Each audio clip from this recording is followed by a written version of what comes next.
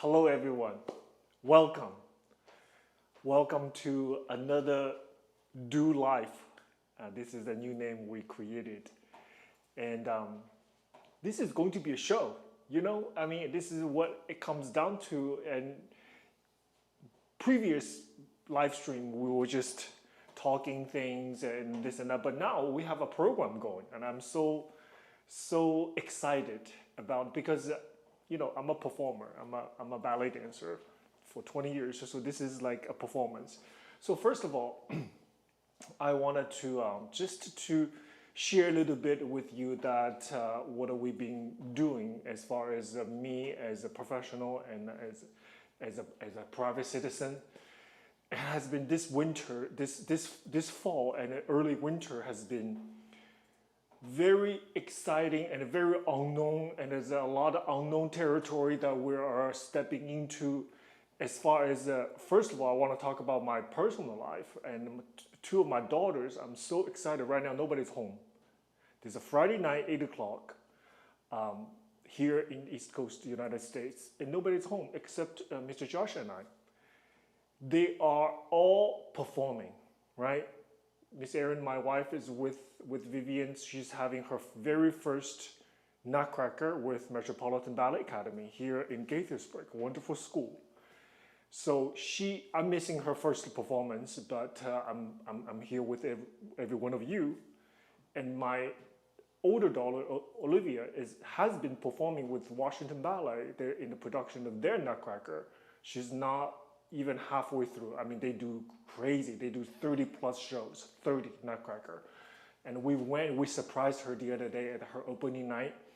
So she's in Waltz of Flowers and she's in Snow Scene. And we cannot be more proud of the two of them. And especially Olivia is entering a very special, brand new milestone. She graduated from high school. She enrolled herself in Arizona State University. And she's studying planetary physics, just incredible student. Also, she's a dancer. She's in Washington Ballet as a first-year trainee. So she's performing with professional dancers. She's living her life. She's at Warner Theater, 4 blocks from White House. So yesterday, I went over there to pick her up at the stage door, and in my car on 12th Street, downtown Washington, had a Zoom meeting with a parent in Singapore. It's just, I'm looking at it, wow, this is totally unknown but exciting territory we're into. I'm sure every family has a story to tell, but I just want to share with you, it doesn't matter how many years you've been doing things I've been doing as a ballet student, ballet dancer and a ballet teacher for many years now. But however, our professional life is always being impacted and being pushed, being pulled by our personal lives. And in this particular case, I cannot be more proud of my family and just thriving. So Miss Erin's with Vivian at the theater. They're doing their very first performance at Nutcracker with NBT. And Olivia is doing her performance at the Warner Theater. I am doing what? I'm doing my own performance with you. So I gotta get in there and participate in the excitement. So we got this great show all worked out for you guys. I'm just welcoming everybody. We've got 3 channels, and Mr. Josh somehow they worked away, put all the channels, YouTube, Facebook, Instagram, all in one pot. So I am just here in my basement studio and talking to you, everybody from the entire world. And I'm so grateful. I'm so grateful we have this time with you. So we got a great show for you. First of all, I am going to coach 3 wonderful students. And their variation, I've never seen it. Okay, out of 3 students, actually 2 of them, I never knew them. They are not my students. I have never seen them. But Natalie, the first student, you're gonna see DUCON students, I know her. But that particular variation, I've never seen it either. So I am thrilled. We're going to treat this as a presentation. So this particular live stream is geared toward the teachers, my fellow teachers. So this is a live coaching session we're put together to see how I am working with those 3 students. I'm going to spend maybe 15-20 minutes with them to see, it's not going to be in-depth, but just short amount of time to see what I can somehow make some differences, I'm hoping, in those variations. Sometimes very well, their teachers have seen it for weeks, for months, and it takes a pair of fresh eye from different angle to see something they might have missed, or my point of view, I inject some of my ideas into it. And sometimes I'm going to say exactly the same thing their teacher has been telling them for weeks. However, perhaps I'm coming in with a different angle, I'm coming in with different voice, I'm coming in with different emphasis. Perhaps it makes some differences. This is something that I want to talk about today. That's why I'm putting these 3 students here right now. It can segue into the topic that I'm talking about later on. So I'm gonna go see, take a look at them and to see if I see something that perhaps will make impactful change in their variation. So everybody, come on! I am very happy to see everybody here. So without further delay, let's get this show on the road. I'm gonna bring Natalie Griffith in. She was a DUCON student, and she also takes class with me online. A wonderful, beautiful student, works so hard, and a very gifted student. And I had a great time working with her in the last few months. And let's say she's going to do Flame of Paris, that beautiful variation. It's become very popular, this variation, this year. So every year we have a trending variations. This one is so-called quote-unquote trending these days. I'm seeing it in the competitions a lot more than before. So Natalie, if you're ready, okay? So everybody, this is just a normal rehearsal. So let's go from beginning. Okay, Natalie?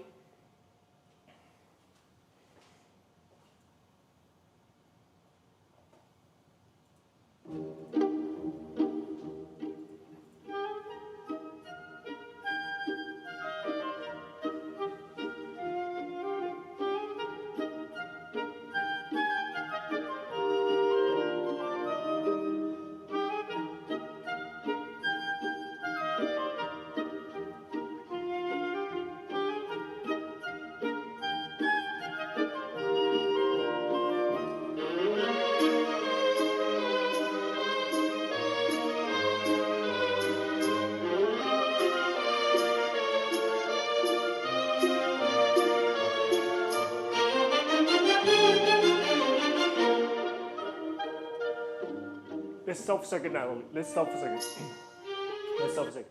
So in the beginning, I want to tell you, this is just rehearsals, right? I want to tell you, this variation, I actually prefer to see in a tutu. This is my preference. So I prefer it's okay. It's not a big deal, but I just want to share with my opinion. Let me see in the beginning. So you do 1, 2, 3. This has to a lot bigger when you move this part. So you do side 2, 3, 4. This part has to be a lot more. 2, 3, 4. This one, yeah, exactly. Now keep your left arm in front of you like this. 3, 4. This is a beautiful position here. Now your chest and your arm has to lead movement forward. Make sure your left arm is in front of you. When you go to the other side, your right arm has to lead the movement forward. Can I see that? 3. So first of all, in the beginning, it has to be very sharp. Whatever the arm you do 1, 2, 3, 4. 1, 2, 3, 4. That 4 steps has to be very sharp. Show me. And go. Out, 2, 3, 4. So hold on a second. So you need to go a little bit deeper. So look at my coup de pied. You go 1 and 2 and sharper. So you do 1 and 2 and 3 and 4. 1 and 2 and 3 and 4. Sturdier. 2, 3, 4. 1, 2, 3. Better. So can you go to Can you go to a little bit more volume in that plie so it takes you move forward? I need to see more energy there, a little bit too stagnant. So this is stagnant. 1, 2, 3, 4, more energy. Yes, that's it. Move, travel more. Da, da, da, da, travel. That's beautiful. Da, da, da. And go. Third time. 1, 2, 3, 4. Okay, and da, da, da. Hold on a second. Da, da, da. Sharp. 1, 2, sharp. Don't go back. Forward. It's like having a conversation. 1, 2, 3. Like this. Yes, there we go. Conversational. Yes. Show me the 1, 2, 3. And continue on from here. So when you do the changement, so before you do it, you have to do changement on, hop on point. 1, 2, 3, 4. This leg has to be due to the front. I prefer to the front, then bourrée, then to the back. Don't go to the back. 1, 2, 3, 4. In front of you. Yes. 1, 2, 3, 4. There we go. 4. Where's your arm on 4? 1, 2, 3, 4. That's right. That's your position. Correct. Then from here now, the arm has to be gradual, like this. Gradual. Not yes. That's right. And continue. And so you watch your head. You leave your head. Leave it. The first one. 1, 2, 3. 3. Spot your head. So the first one, leave it. Second one, no energy. 1, 2, 3. 3 has to spot to the front.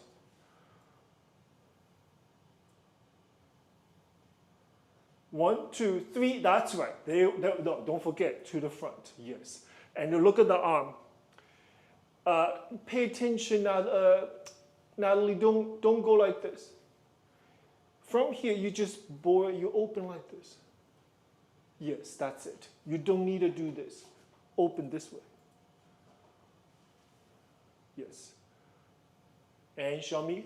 1, 2, 3. That's beautiful. Can you get a little bit deeper, plie, before you do the bourrées?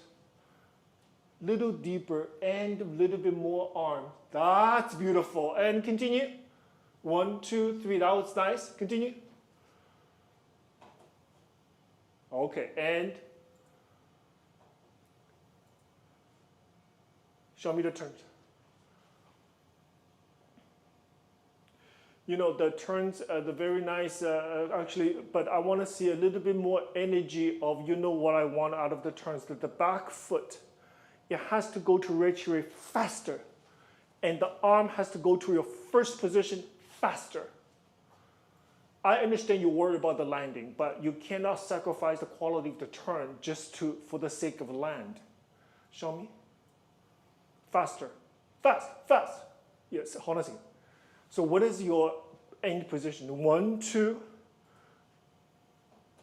So I tell you, if you're going to wear that skirt, which is fine with me, but I prefer to do, which is fine. It's too hard to, at the end of the turn, you grab the skirt like this. So I would just, if you can manage to do 3 turns, I would prefer just 1, 2, 3 this way. There's no, you don't gain a lot out of taking the skirt, but what you lose is the anxiety for the turn. You understand? You worry about this at the end of the turn. You can't be worried about that. And then you're not, if you're going to go to a competition, you're not going to get special points for grabbing the skirt. But in return, in exchange, you know what I mean? The turns itself, I don't want you to think extra stuff for the turn. Show me. No worry for the turn. Just go. 1, 2, 3, finish. 1, 2, 3, finish. Yes, that's right. One more time. Speed. Arms in, faster. 1, 2, 3, hold. Yes, so the energy goes out. 1, 2, 3, there. Yes, there. Not down. 1, 2, 3, there. Yes. One more time. Hold on a second. Hold on a second. The shoulders, now if you try 3 turns, the shoulder has to go back how many times? 3 times. 1, 2, 3, finish. Right shoulder goes back 3 times. And finish. That's right. And continue on. Show me. 1, 2. So, hold on a second. So don't do the skirt, Natalie. Don't do it because this is not this style. It doesn't work with that character. It doesn't work with the skirt. It's not her. So I prefer 1, 2, 3. Then you do 1 and 2 and 3 and like this. Yes, like this. So don't do the skirt. So actually I prefer arm don't even move. From here, 1, 2, 3. All you do, keep your arm here. You do 1, 2, 3, 4, 5, 6. Just like that. Yes, that's right. Keep the arm simple. 2. So the first one, you do 1 toward the leg, toward the left leg. So you're here, correct? You're here. You peek it onto it, left leg forward, you tail to the left. Yes. Second one to the right, third one to the left. And your focus is to the corner, not turning right and left. It's like I'm peeking, I'm going to see what's going on over there in the corner. Yes, that, like that. Not a big deal. Don't do the skirt, please. La da da da, better. That's better to me. Okay. Then continue.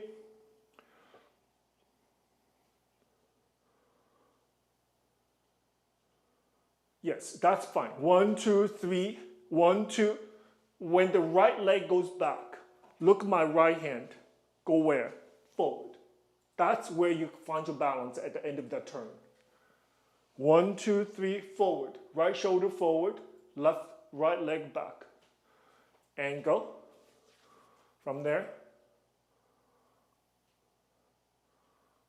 That's fine. That's fine. And da da da da da da da da da da da da da. That's before hops. Okay, great. Great. Let's do hops. 1 da da da da da da da da da da da da. Let's go from there. Remember, leg go to the front, okay?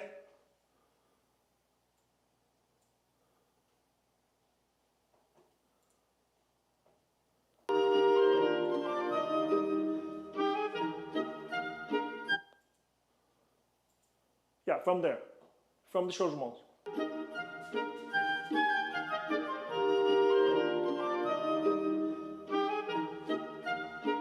Front. That's better.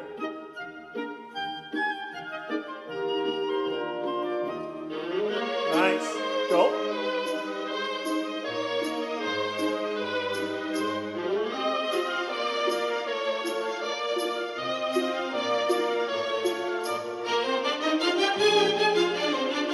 Continue.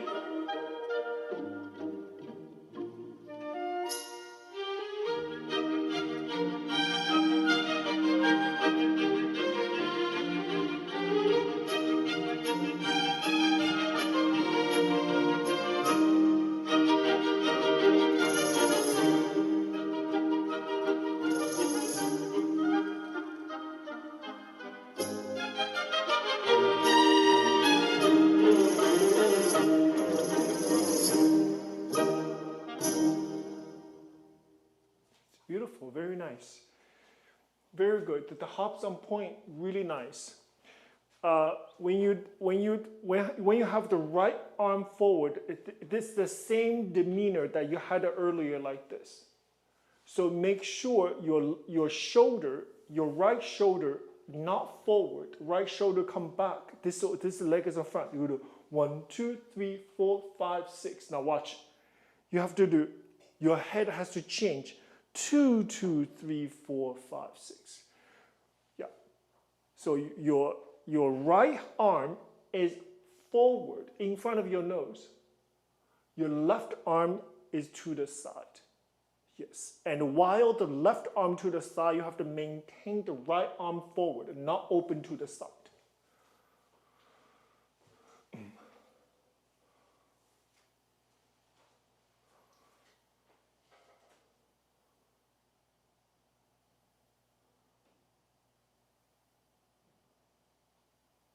So show me one more time.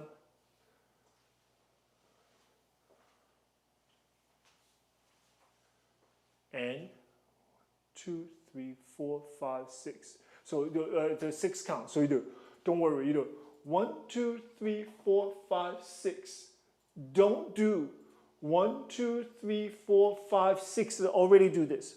Watch me. So we do 1, 2, 3, 4, 5, 6, and 2, 2, 3, 4, 5, 6. So 6 count right arm, 6 count the left arm. Yes, very clear. And 1, 2, 3, 4, 5, 6. 2, 2, 3. So hold on a second. The left arm, Natalie, look at Mr. Do. This arm, the left arm cannot go back like this. Look at my left arm. So from here, my left arm, you just release from the position, go there. Yes, that's right. So if you were to, you were a tutu. So it's just on top of the tutu like this. Yeah, everything has to be in front of us. Show me.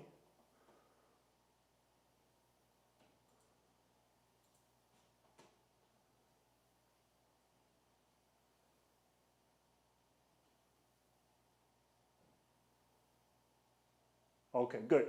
So this arm, I don't like this arm up like this. So just go to the side like this. Not, if you're gonna go up, then you have to come down before the step overturns your left arm. And there we go. Now, from here, this part, the step over, the right shoulder, each time when the left foot come to fifth position, your right shoulder, look at me, do, it has to come back faster. So don't think you need to travel a lot. The nature of the step will travel. But what I don't want to see is you fall forward, fall into it. Understand? So you have to bring the right shoulder back every single time we do the step overs. And back, faster, back and back. That's much better already. Hold on a second. So you have to come back, in theory, look at me. I have to come back all the way to here before I can do this another step. Understand? So this shoulder, it was already better. So I show you one more time. I have to all the way come back. All the way come back. Come back all the way. Back and back and back. And no, the third one and fourth one, no. The first and second, fantastic. So how do you create, where do you access energy for the shoulders come back? The energy lays on this leg. So I look at me. So from this point of view, I go to the second. The energy of this leg come into fifth position. This is when the shoulder goes. You understand that coordination has to be there. Yes. At the same time. In and in and in and in and in. Much better. That was it. That was right. Now the tricky one, Natalie, is the last one. Last one is tricky. So I show you a way to cheat this. Because they always have problem with the last one. Because the last one, you have to go all the way around to finish the front. So my idea for this, I always tell the dancers, the last one, you step to that corner. Yes, that's the last one. Give you a little bit of leadway for you to come all the way around to the front. Make sense? Show me. So do 2. The third one, it will be the last one. Shoulder, turn. Yes, beautiful. There we go. Understand you have to cheat a little bit. And you must be absolutely strategic because on stage, you travel across the stage to that moment right here, okay? So this one, you cannot go to the corner that is on that stage because it's not your own corner, 45 degrees, it's not there, it's right here. Understand? So you have to go to your own 45 degrees. Yes, otherwise you'll get lost. Show me.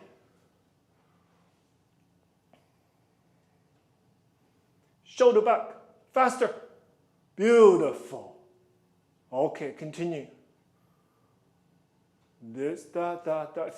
So this is the cue moment. I always believe this. I always feel this is the cue moment. You have to leave your face. 1, 2, 3, 4. Yes. Now the 42 turns, Natalie. You're doing very good job. Very beautiful. But I want to see more speed, more energy, more speed. So don't be afraid.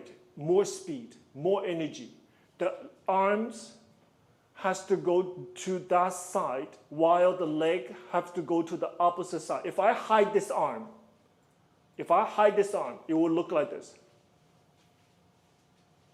Like a mechanical, literally like a mechanical, because you have to understand you're tired at that moment, the end of the variation. You cannot lose the speed. Show me, fast as you can. Down. Nice. Understand? Okay. Good. Very good. So let's go from hops on point. Remember the shoulders, okay? Shoulders.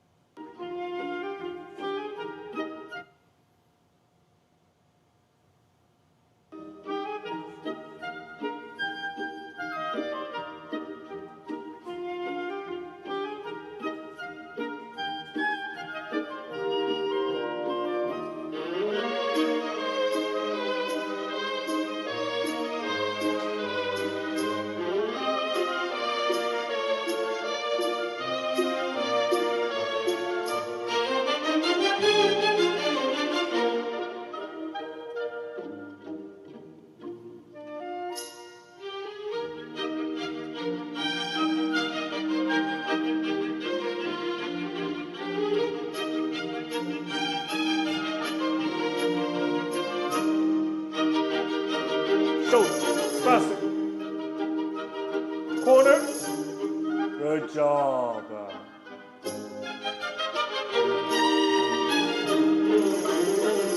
Faster.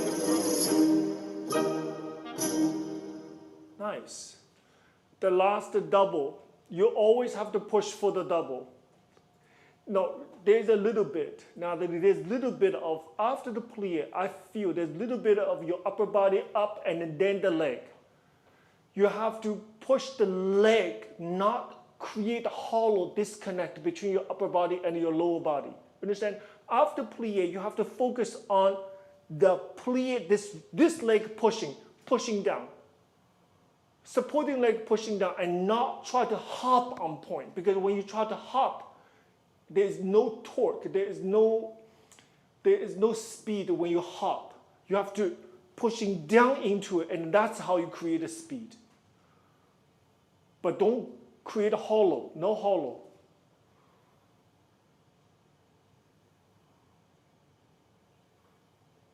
That's right, better. 2. Yes, you always have to go for 2. Always in rehearsal, okay? And now, one more thing I want to add. After you did a step over double right here, the bourrée, show me the hop, the shoulder mounts come around. This, then you bourrée. No, this bourrée, I'll show you. In reality, I prefer not to go downstage. In fact, actually, you should go back. Go back. Yes, because on stage, you don't want to go down. You're already downstage. You don't want to do the fouetté turns too far downstage. Understand? So in fact, you do hops, you do changement, 1, 2, 3, 4, you go back a little bit. Go back. Yes. So just for your mind, more comfortable. If you do the fouetté turns away from downstage. Understand, Xiaomi? Bore it back. So hold on a second. So after this, you don't need to do this. So after this, just like this. Just go back. And bore it back. Yes, that's it. And forward. Thank you. That's what I want. 2, 2. Yes, don't worry. Especially in the rehearsal. Don't worry. Go for it. 1, 2. 1, 2. You have to have that kind of a muscle, the strength and the mental readiness for it. Don't always come back. I can always do a single, safe, single. Now one more time, the 40 turns, then we're done.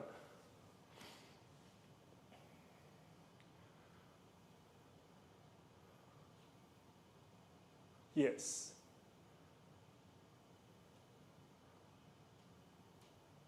Yes, there we go. There we go, every time. Yes, okay. And the very end, 1, 2, giving. It's like I give people a gift. Don't open like this. There. And whatever that you do is fine. Da, yes. Okay, good job. All right. Please remember everything, yeah? Remember everything. The travel, in the beginning, this travel. Second phrase, this travel. And you have to go for the triple turn. You can do it.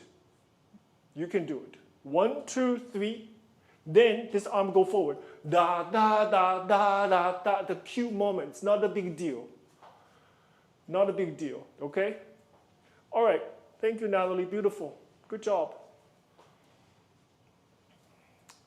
Now we have beautiful dancer, Hanny. She's good at dance. Variation from Sleeping Beauty. Hanny, we're just gonna go, I might stop in between, but just go from the beginning, okay?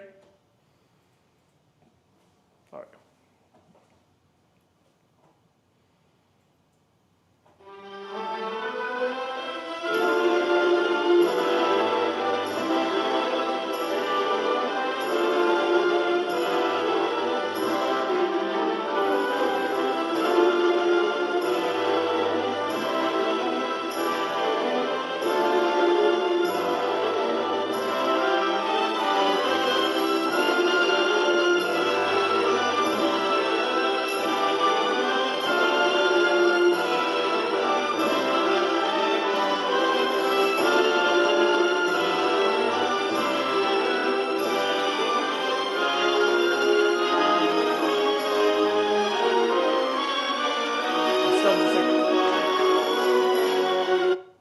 Good job, Hanny. Let's go to the beginning.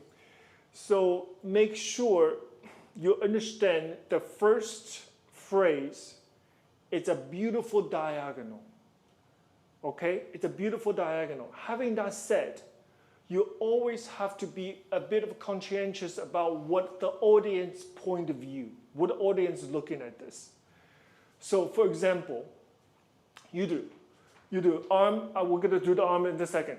So you go like this. Now this arabesque, afterwards, look at me. You still have to show the audience your face, your shoulder. So you are doing this. You are doing completely closed. Your leg is too far, it's too crossed, so almost look like a flat cross. So there's the diagonal for a reason. Look at me. I'm in perfect diagonal, and my arm is below the shoulder, so the audience still see my face, see my shoulder. So from here, favor the audience. Come back, bring the shoulder back a little bit.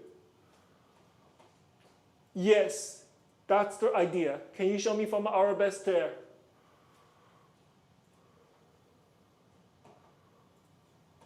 No. You see, you peek it to the window.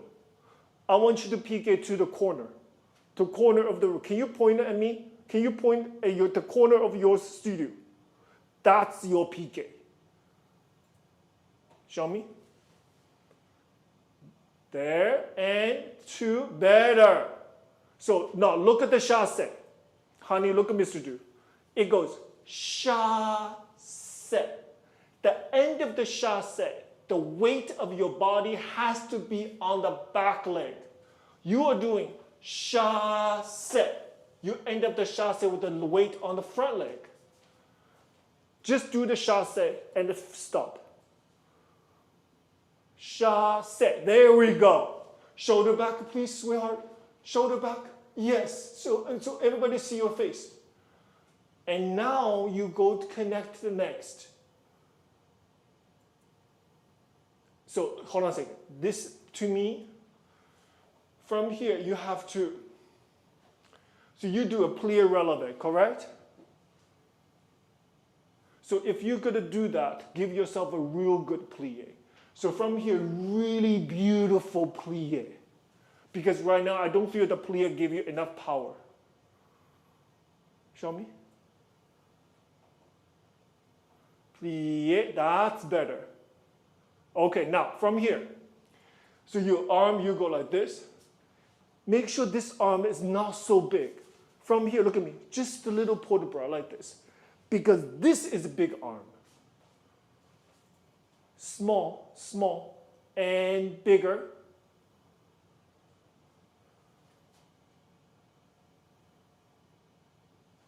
Yes, keep it. You show us the back, it's great, but keep your face to us. I still need to see your face. Yes, that's right. So your face, your chin, has to be over the right shoulder, not over your chest. Yes, that's it. That's right. Good. Show me the after. This is the very last set. Show me the connection because I don't see.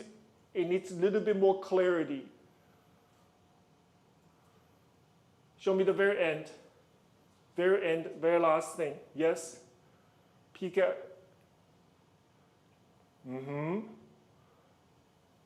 And continue. And continue. So hold on a second. This arm, show you this arm. It's the right arm has to show the generosity. You see me? So you're putting too much energy on your left arm. It's not about the left arm. It's about the right arm. You see me? This is like the love to the audience. It's like literally from my heart to you. It's beautiful arm and head, your face of your right arm, not the left. Show me. That's better. Hold on. That was a lot better already. Yes? So you do. 1. You have to come back to a coup de pied. I know it's hard. The back leg from attitude has to come to a coup de pied like this, like a fondue. Yes. From there, I go to arabesque. And now, critical, because this variation, you have diagonal forward. You have to take the same diagonal back. Yes? So you say, my heart to you, coup de pied. This is the same arabesque you had earlier. That's exactly the same arabesque. Now put the back foot down in the diagonal. Yes, not to the side. Diagonal. Same diagonal you had traveled. Now from here, Hanny, look at Mr. Du. Look at me. All you do is here. You see me? So my back leg, tendu back. All you do is turn to side. My arm is here, already out. Yes, I'm looking at a diagonal where I was. Now, from here, you go piqué, tendu to the side.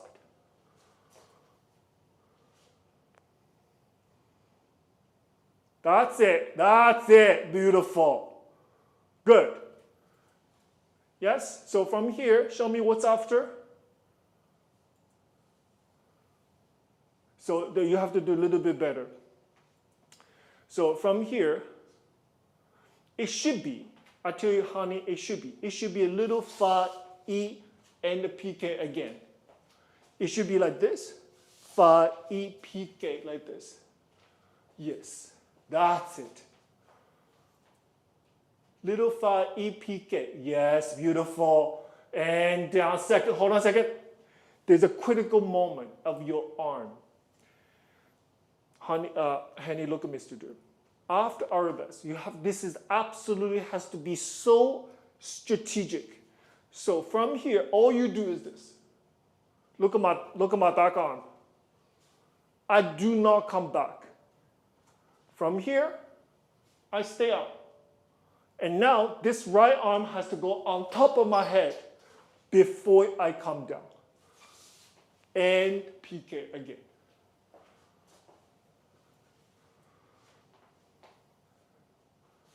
Right arm, beautiful. Yes, that's it. And continue. Continue. Yes, okay, good job. Good job. All right, let's go from the top of the diagonal. Okay, from here. Da, da, da, da. Okay, from there.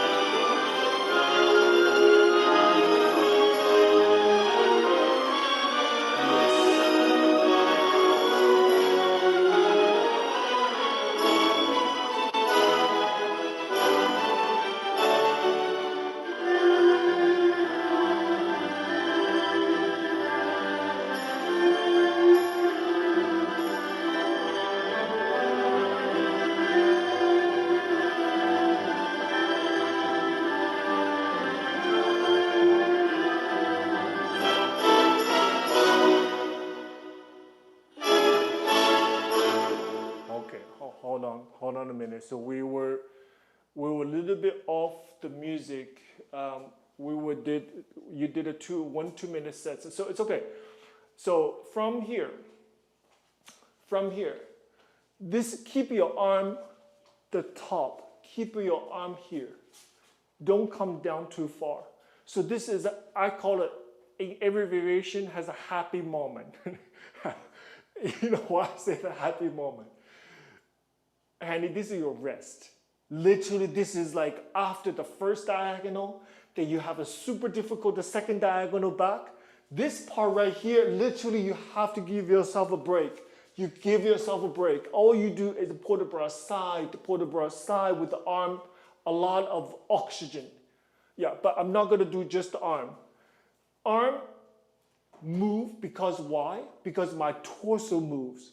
You see me? My torso moves. Like this, my torso. So you have to bend side to side more. Show me. Do the legs as well. Da da da da, 1 da da, 2 da da, 3 da da, 4. Okay, now look at my head. Head has to do left and right and left and right. Shoulder has to be chin over the shoulder, chin over the other shoulder. Yes, more.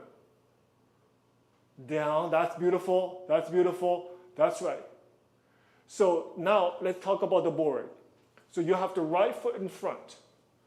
So you do bourrée. You never open the back leg when you bourrée. So you will go, in this case, I move the front leg. You see me? So you have right, which leg do you have front? You have left, hold on a minute. You have the left foot in front. You should have the right leg in front. Right leg in front. Yes.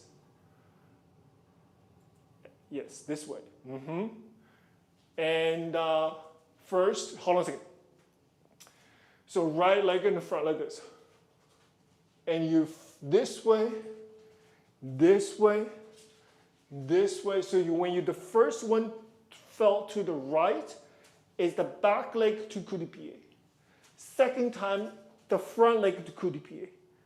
Third time, the back leg to coup de pied. Keep the leg closed, beautiful. Keep the leg closed, that's so beautiful. And that's it. Okay, that's completely different. That's completely different.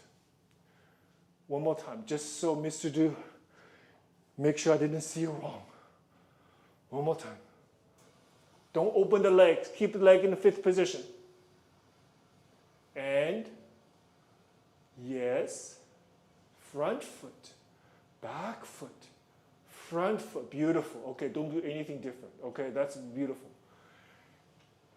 And two se sont fermés. Honey, the first one, look at Mr. Du. Like this. My left arm does not go forward. My left arm, keep it back, like this. You see me? Like this. My left arm does not go there. Yeah, I don't want to see energy of your left arm forward. Just like this.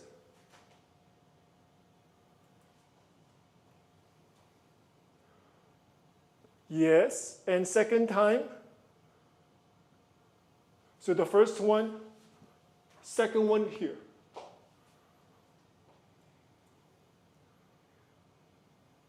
Yes, and continue, please. So I prefer. This is great. You have, go to retiré, palm to your heart. When you go to the 5th position, please put the palm down, like this. So you do 1, 2. 1, 2, and okay. No, this is great. Look at left arm. I do not want to see this. This arm has to be back. So I can see the elegance of your shoulder, elegance of your neck, and your chest. Look at me. This is what I see. You see the problem? This way. Like this.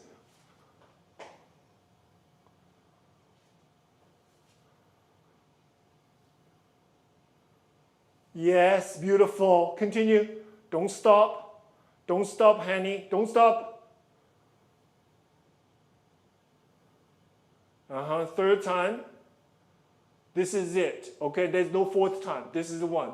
And show me the last one. This is the last one.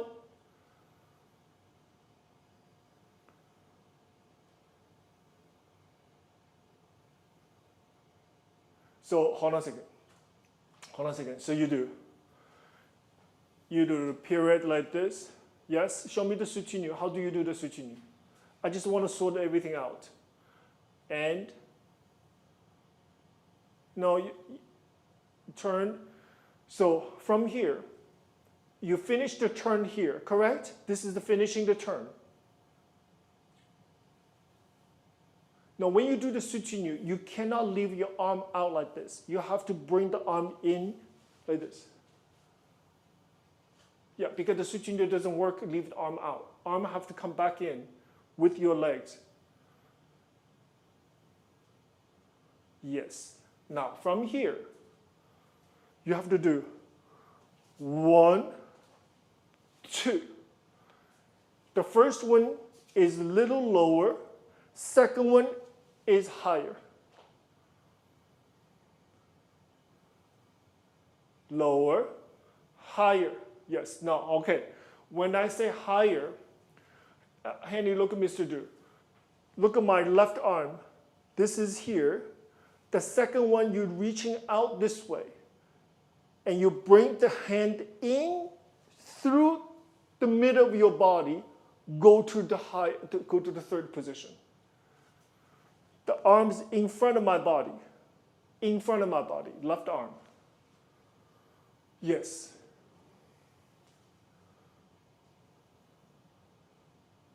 In, out. So hold on a second. You go this way. I'll show you. Henny, look at this. You go out. I go forward. You see the difference? I don't go out. I go forward. I bring myself in.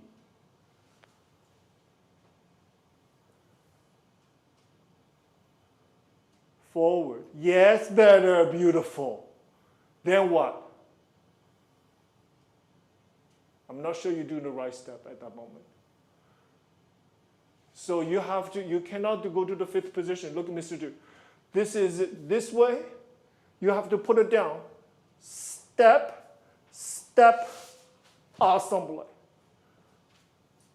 You don't need to go to the fifth. Step, step, ensemble. Thank you. Now, okay, good. Now look at Mr. Du, where I put my foot when I say step, step. So from here, I do. You have no choice but come forward. Okay, the first one. Step. Second one, I pivot my body. I step to that side. Now I brush to that side. Understand? I do a little circle. Slowly. Turn, turn.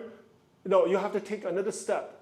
So you do 1, 2, 1, 2, step ensemble.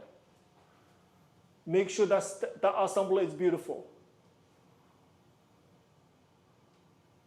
Yes, beautiful ensemble. Okay, now let's do it better with your arms. So look at my arm. 1, 2, 3, 4. 1, 2, 3, 4. Beautiful. Now continue.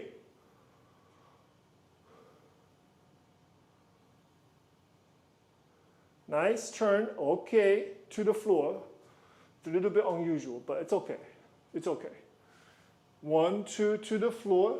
So you do this. You do little allongé to the floor like this. Remember, she's lilac, a fairy. She's a fairy. We have to keep it elegant. So 1, and how do you finish it? Okay, fine. Allongé and finish. Da, da, da. Okay, good job. Let's go from Sisson Ferme.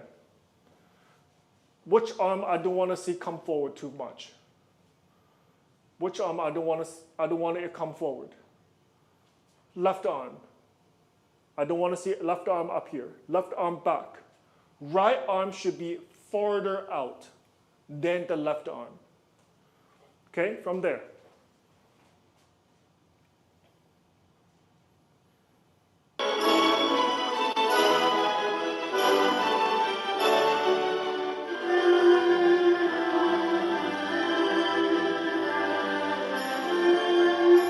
It's easy? Yes. Good job.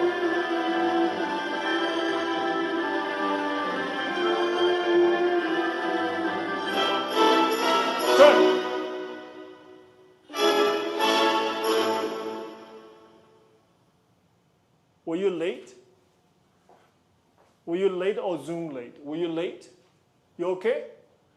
To me, it's a little late because after the turn, the last one, so you do turn, plié, soutenu, plié, soutenu. This is, you have to go quicker and quicker. You're a little late there.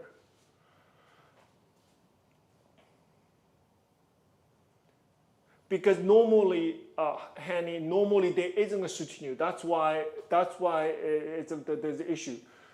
In normal, not normal, quote unquote normal, variation, you actually turn finish to this corner. Finish to this corner. This is where I do the PK, 2 PKs, because the soutenu, it's not there in normal version. But since you have the soutenu in there, you have to do a little bit faster. Let's listen to one more time. I have a sense that you were late.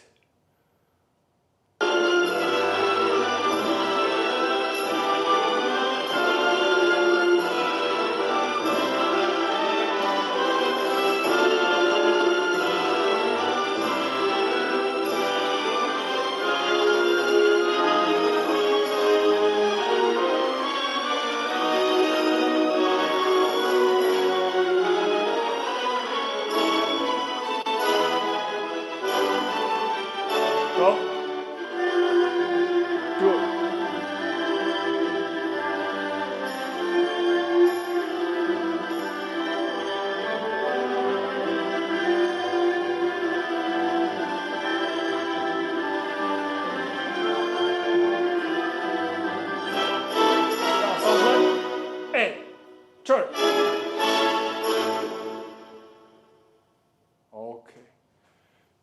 Okay, so the very end, this beautiful pose, did you do it on the music or late?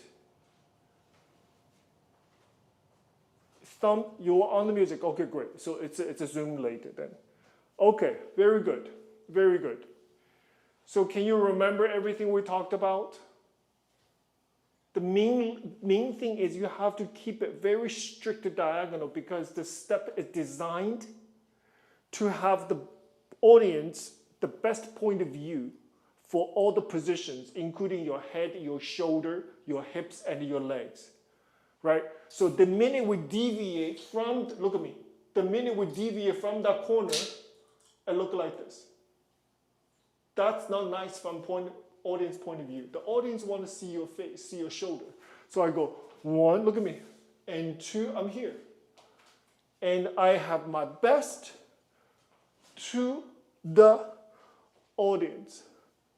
You see, like this. It takes very little to have you completely covered. Now from here, remember, it is your right hand from your heart to you. From me to you. Arabesque. Make sure this arm stays out. Can you show me that step again from there? From my heart to you. Yes. Nice. And from my heart to you, a little more gentle, like this. It's not this. It's softer. It's like talking to somebody. You say hi, say hello. Softer, slower, yeah. So, but I don't want to do this. So it's like you see your friend. You say, oh, hi, how are you? Guess where the level of your arm. Hi, how are you doing? Like this. You wouldn't be, hi, how are you? That means somebody really far away. You want to get the attention, but in this case, it's not the case. So you say, hello. From me to you. Hello. And I don't do directly in front because you have to understand your chest is to the entire audience. So I go like this. I do a person to my side. Hello. Not hello. Better. Continue. Continue. Yeah, this is so much better. Okay. Yes, there we go. Okay. All right. Good job. Hanny, good job. Continue practice, okay? All right. I'll see you next time. Thank you. Good work. See you next time.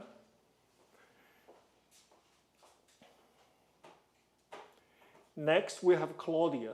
She's going to do variation from La Fille Me Regarde.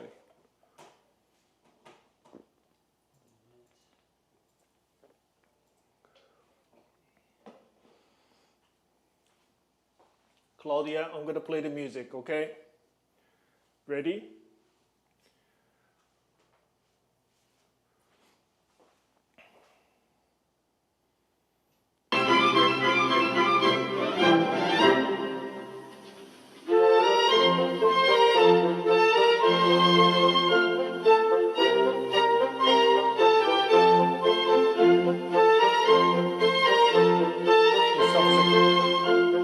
So it's better to keep the camera not too zoomed in like that. So keep it far away. I think it's a setting on that camera, so not to be focused. Just pull back a little bit. I need to be able to see her legs. Can you lower your camera a little bit so I can see her legs?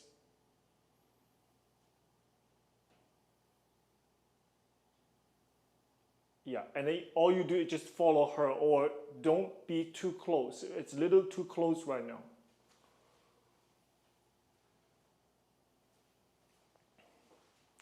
All right, let's try it. Claudia, let's try it. Yeah, we need to follow her because she's going to be out of the frame if we don't.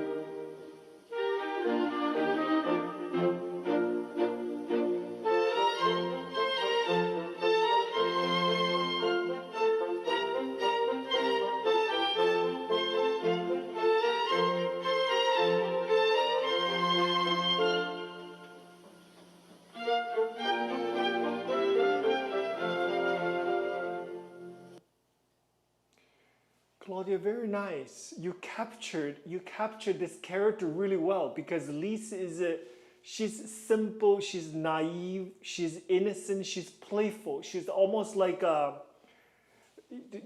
don't want to say she's like a child, but she's childish. Understand? She's that kind of character.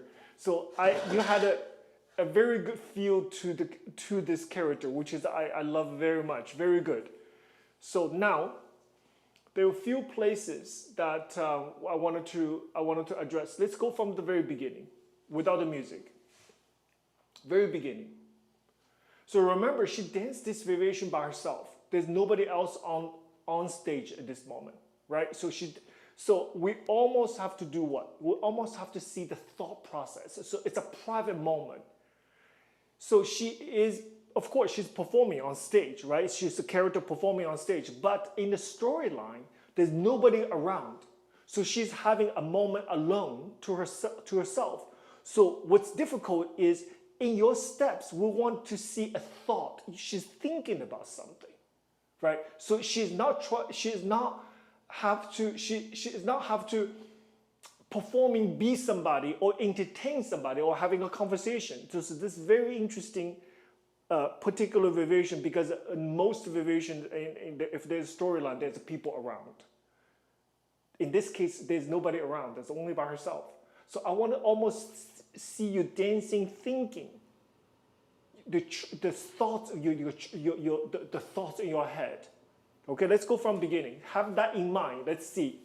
What can they translate into your steps? This quality.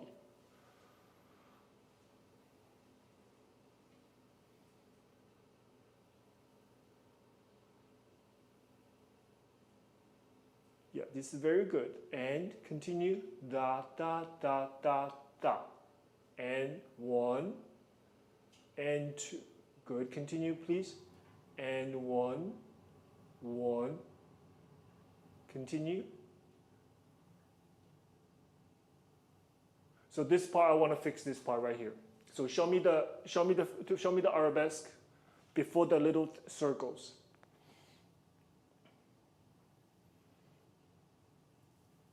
No, hold on a second. This arabesque, make sure. So you have to peek it onto the supporting leg a little stronger of that piqué. I want to see a bit more of a finished product of that, because before that it's just fluid. There's lots of steps, but this is the first time we see the technique. You have to show me the perfect arabesque.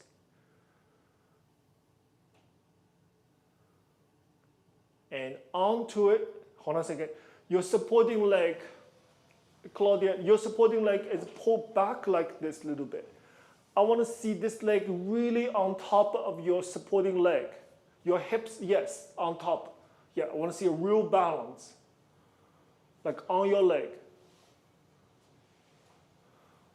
That's beautiful. Now, from here, hold on a minute. From here, that was a beautiful, beautiful arabesque. The back leg have to come forward before you go to the circle. Don't think about the circle until you do this. Now you have to continue on to the circle. On your leg, careful, careful. On your leg, forward, that's right.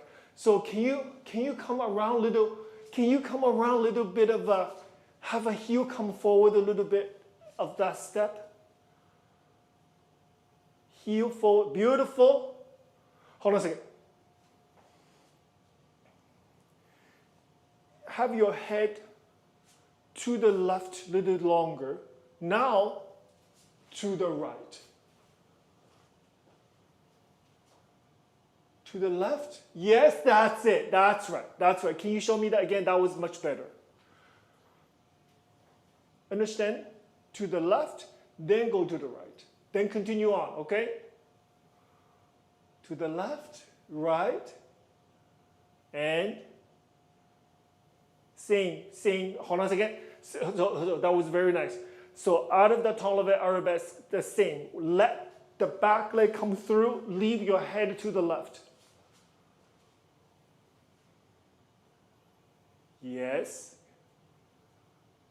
And head, beautiful, that's better. Continue on, please. Claudia, continue. Continue on from there.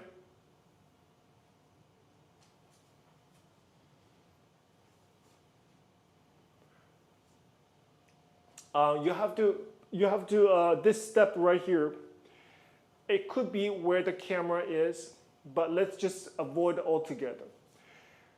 So this, you have to make sure it's a croisé derrière. Your supporting leg is not there. Supporting leg is heel forward in a diagonal. So from wherever the angle I see, I should not see I should not see this. Turned out. Knee to the side. Yes. Okay. Now, good job. Now I want to see a connection between your upper arm and your upper thigh. This way. Open your upper, hold on a second, open. Look at me to do. Why I open? So I can see your face, I can see the epaulement. Your elbow should not point forward. The elbow should point to the side, like this. Yes. And put the heel forward, please. Better. Continue. That's fine. And okay, now we do the ribbon. Not so much. So it shouldn't be too much because I should not see the ribbon completely pulled this way. A little bit gentle. Little bit gentle. Yes, and continue from here. Now this part, Claudia, this shows more playful of this character.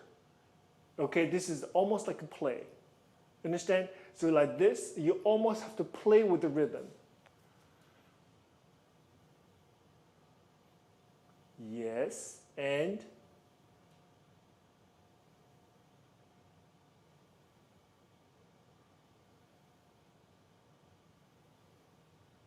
so you do the, hold on a second, your PK turn. So you want to make sure the PK toward that diagonal. Yes, so don't open. So from this moment on, when you are onto the PK, look at my hip. Your hip is already turning.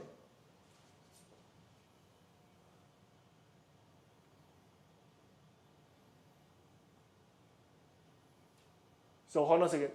You'll continue, so your attitude is okay, but when you do the PK turn, you open to the side. You want to make sure your PK toward the corner, not open. There? Yes, that's right. That's right. Okay, now the PK turn itself, can I see the turns a little bit more exciting? Your turn's really great. You're very coordinated dancer. You have no problem. But I want to see a little bit more clarity and excitement in your turns. So you do stay, 2, 1, 2. More brilliant. Not just steps. And speed. Up, up. That's nice. And hold on a second. Up, up. Switching you faster. Up. 2 PK turns. Double. And stop. And. So stop. After the switching you stop for a second. Yes, that's it. That's the end product. Then you do the pops. One more time. One more time from yes. And faster. Hold on a second. Faster. 1, 2, switching you stop. 1, 2, switching you and stop. Continue. That was better. And playful, playful. Yeah, this arm a little too high for me. This a little too high. It has to be like this. Da da da da da da da da da. Not too high. It doesn't. It doesn't visually. It's not quite right. Yes, that way. Yes, correct. Now my head is here. Da da da da da da da da da. Playful. Da da da da da. Beautiful. That's right. Now you're telling a right story. And continue on, please. Claudia, continue. Now, favor to the audience. You always remember, hold on a minute. Your position on stage, it should, every seat in the audience should all see a very pleasant position, no matter where they sit. So I'm on the corner like this. I should never just complete toward my shoulder is like this. Because from people from that point of view, all they see is this. Right? So I'm going to favor, guess what? Look at this. I'm in a diagonal. Show me. Yes, that's it. That's it. So I see what's so-called a promote. I see your profile. I see your shoulder. I see your neck. Like this. Yeah, don't close off. And continue. That's much better. Speed. Yeah, it's beautiful turns. Claudia, do it one more time. I want to see speed. PK turns, speed, faster.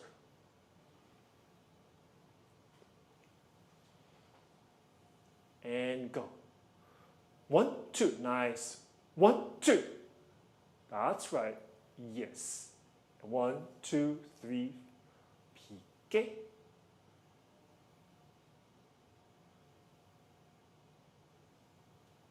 Okay, you're doing so, hold on a second. Show me 3 turns. You can do it so nice. I want to see the end of the triple period, the end of the turn. You are in this position. 1, 2, 3. Then you finish.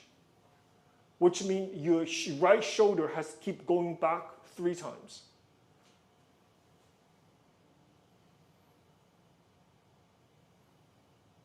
Okay, now much better. Don't come down. Don't come down. Trust yourself. 1, 2, 3, then you come down. Not 1, 2, 3. 1, 2, 3, then come down. It's just different mindset, that's all.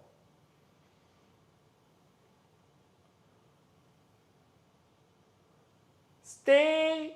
One more time, trust yourself. Speed. 1, 2, 3. Don't think too much, you can do it. That's better. And, okay, that was beautiful. And remember the audience. Well, hold on a second.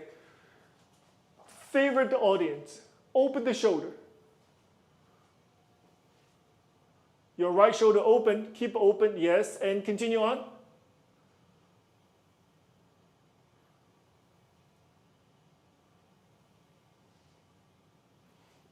How do you finish it? Show me the finishing after the beautiful jump. Show me the jump, please.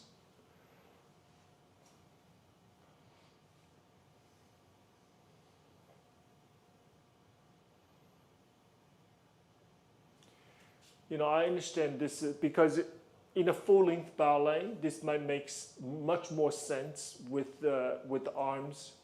But if you do this alone, if you do this variation alone, yes, without background of the story and what have you, the ending part needs to be a little bit more exciting. So I prefer, just try for me. We can always change back. There's not a problem. I prefer, can you do the arm this way? Of the jeté?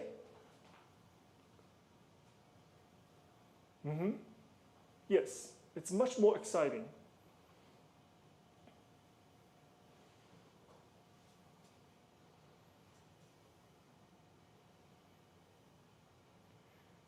Hold on a second, I understand. So you already, the ribbon is behind you, correct? Like this. So you do chasse, don't worry, just go up. It's have enough room. It's long enough. Don't worry, just go up. Yes, just go up. And you go up, come down, both to, can you go to susu on point? Yes, much better finishing.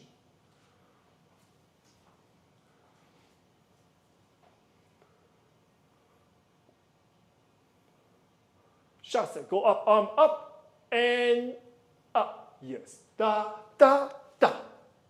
Jeté, plié, relevant. Yes, that's right. Good job. So in general, this is very, let's try it again. Try it again.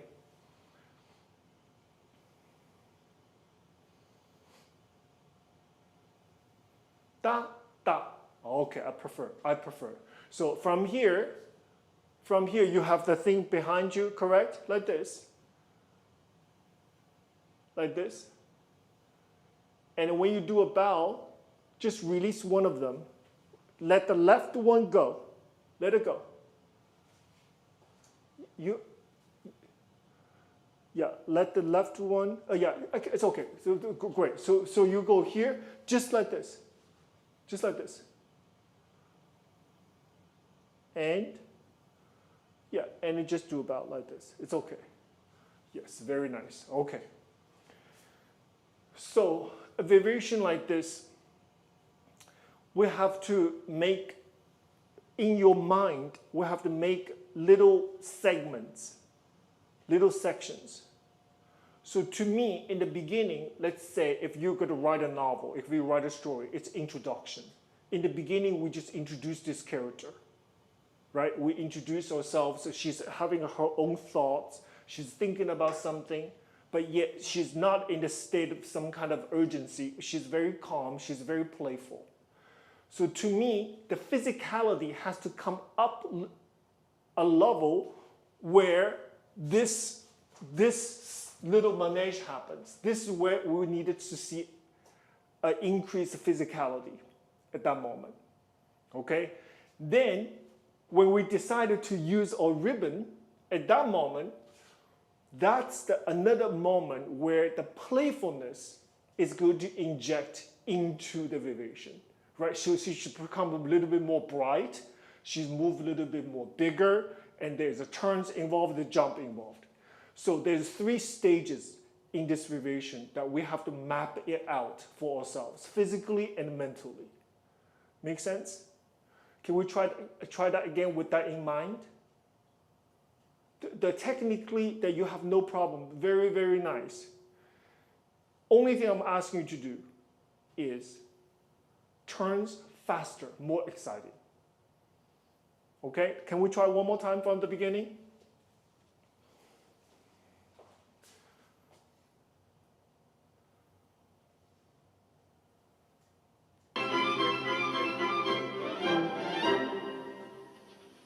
Stay calm, this is calm. Yes, light, this is the light. Yes.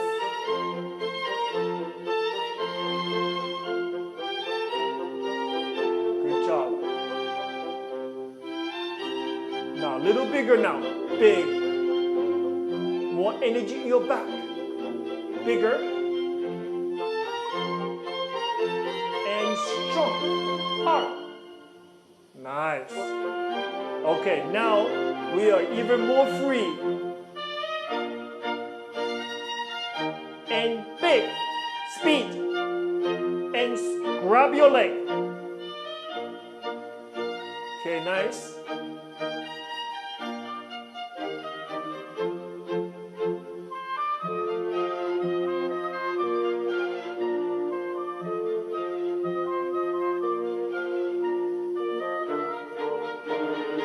And okay, and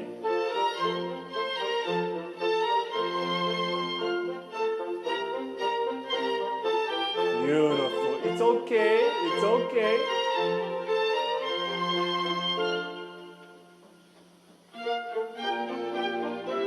And arm. And arm. Better. Better.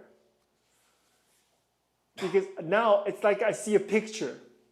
It's a picture. When Mr. Drew lived in a dormitory, I can tell you a little story. We had a little black-white TV. We have like a tinfoil act as an antenna. It's like blurry. We don't want that. We want a clarity, right? We want like HD, high definition in your vibration. So a part of the high definition, how do we translate that in the steps? We cannot talk, use our body. The texture and the energy distribution within the whole vibration play a very, very big role, right? So it's what audience sees is what we want to feed them. Okay, so what you just really great. In the very beginning, it's a light. We just introduce this character to the audience. And then we see the bigger physicality when with the little menage happens. Then this part starts really show the physicality part of it and the sense of freedom. At that moment, when the ribbon starts, I want to see a sense of freedom in her. Right? So the complexity of her character, it mapped out very, very clearly. Okay, so the audience might not see your intention like what I just described, but they will feel it. They will feel your intention. Okay? Claudia, very beautiful. You're a very beautiful dancer, well trained, and I hope I can see you in person sometimes. I'd love to have a little bit more time working on that variation because you can tell the story really, really well. Okay, keep up the good work. Make sure the turn's fast, speed. So you scared yourself. Did you see? You could have come around one more time. 1, 2, 3, and finish. Can you show me one more time? 3 turns. Don't be afraid. That's it. That's okay. That's okay. That's okay. So don't look for the safety. Don't always look for, you have to take a little risk.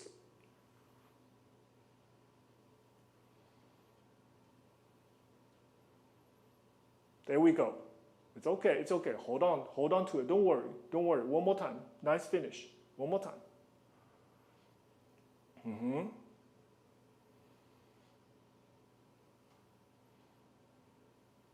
And don't give up. Don't give up. So if you feel a little bit flawed, if you feel something's uncomfortable, guess what? We don't know it until you, what? Until you tell me something's wrong. Until you tell me something's wrong, we think you're perfect. Understand? So if something wrong, something you feel that it's wrong, because most time it's not going to be wrong. You have to be determined. It's conviction. It's about conviction. Turns in particular. 1, 2, 3, finish. No matter what, you finish. Show me. Conviction.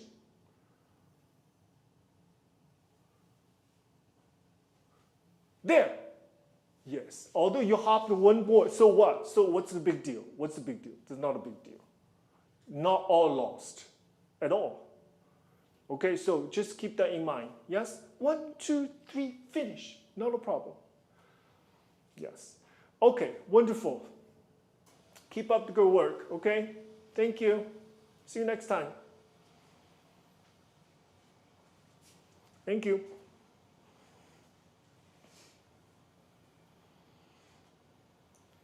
So everyone, that was 3 beautiful students. You know, my heart goes out to them and their teachers. Honestly, you know, what you just see is like 2.5 minutes, takes weeks of putting together and takes years of training. For that girl, for Claudia to do the 3 triple period on point and to do what I asked for, it's a lot. It's a lot, yes? So it's just, it's a lot of work, and this is why the instruction is important from the teachers. So the teacher's job is give them something very clear, give them something that's so tangible, give them something they can use right away. So this is a difference between corrections that basically it's a blanket correction. We can always say, okay, turn down a little bit more here. Get the leg higher there, smile a little bit more. So I call it those blanket, generic corrections. It really apply for everything, right? Really apply. I can just say, point the feet a little bit more, smile, or turn down more, stretch your knees. Those corrections apply to multiple situations in ballet. You can literally just give 3 things that I just said to all the variations. While that's true, but a part of our job when we're coaching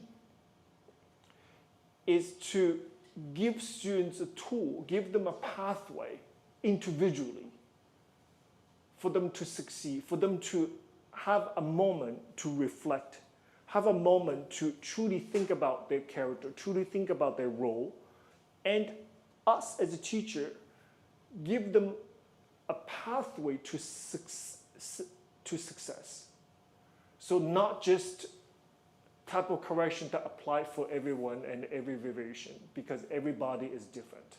So when I see a student like this, I will push the area that I think it can be done immediately. I want a result. I want them to feel the results immediately. I mean, this is something as a teacher, I ask myself to do. Like in DUCON, let's say, I see them, they all lined up. I have 10 minutes for each student, like this, 10 minutes. So I always ask myself, in this 10 minutes, what can I change? How can I improve them? In this short amount of time, they need to walk away with 1 or 2 things they can change forever. 1 or 2 things that can improve this variation immediately. Not after 3 weeks of continued work. Immediately they can change. And they can improve the quality and increase the excitement of the variation. And they, not only the body gets it, the mind gets it as well. It's like I spent 2 minutes on that triple period for Claudia. So a part of that is she has no problem to do beautiful triple period. She absolutely has no problem. So what we're encountering is her mind, the mindset. So for us to provide that kind of strength for them, the confidence in them, and a proper amount of push to show our trust, to show our confidence in her, tell her that our expectation, this is what I want to see because you can do it so perfectly, and push hard. Not just oh, that's good enough, that's really great. I really wanted to push them to make sure they realize, truly convince themselves that they can do it. They can do it perfectly. So spend a little time, create something tangible, and find the individual success they can feel right away. For example, the leg open to the side versus open to the front. It's a huge difference. When you hear this Ballet doesn't work, from here, look at me, this Ballet works. And besides, it's about right step or wrong step. From the ballet point of view, it's from the quality point of view. It's like a food, right? It's like a sandwich. You can just put a two-piece bread and put a meat in between. You put it together. You call it a sandwich. Yes, is that true? It is. It's called sandwich. You put something between two-piece bread and you put it together. That's it. That's a sandwich. Or you can cut the ends off. Or you can put some different ingredient in it, and you can put it together in some special shape and wrap around in a beautiful paper and put it in the bag. You can do that as well, right? They both called a sandwich.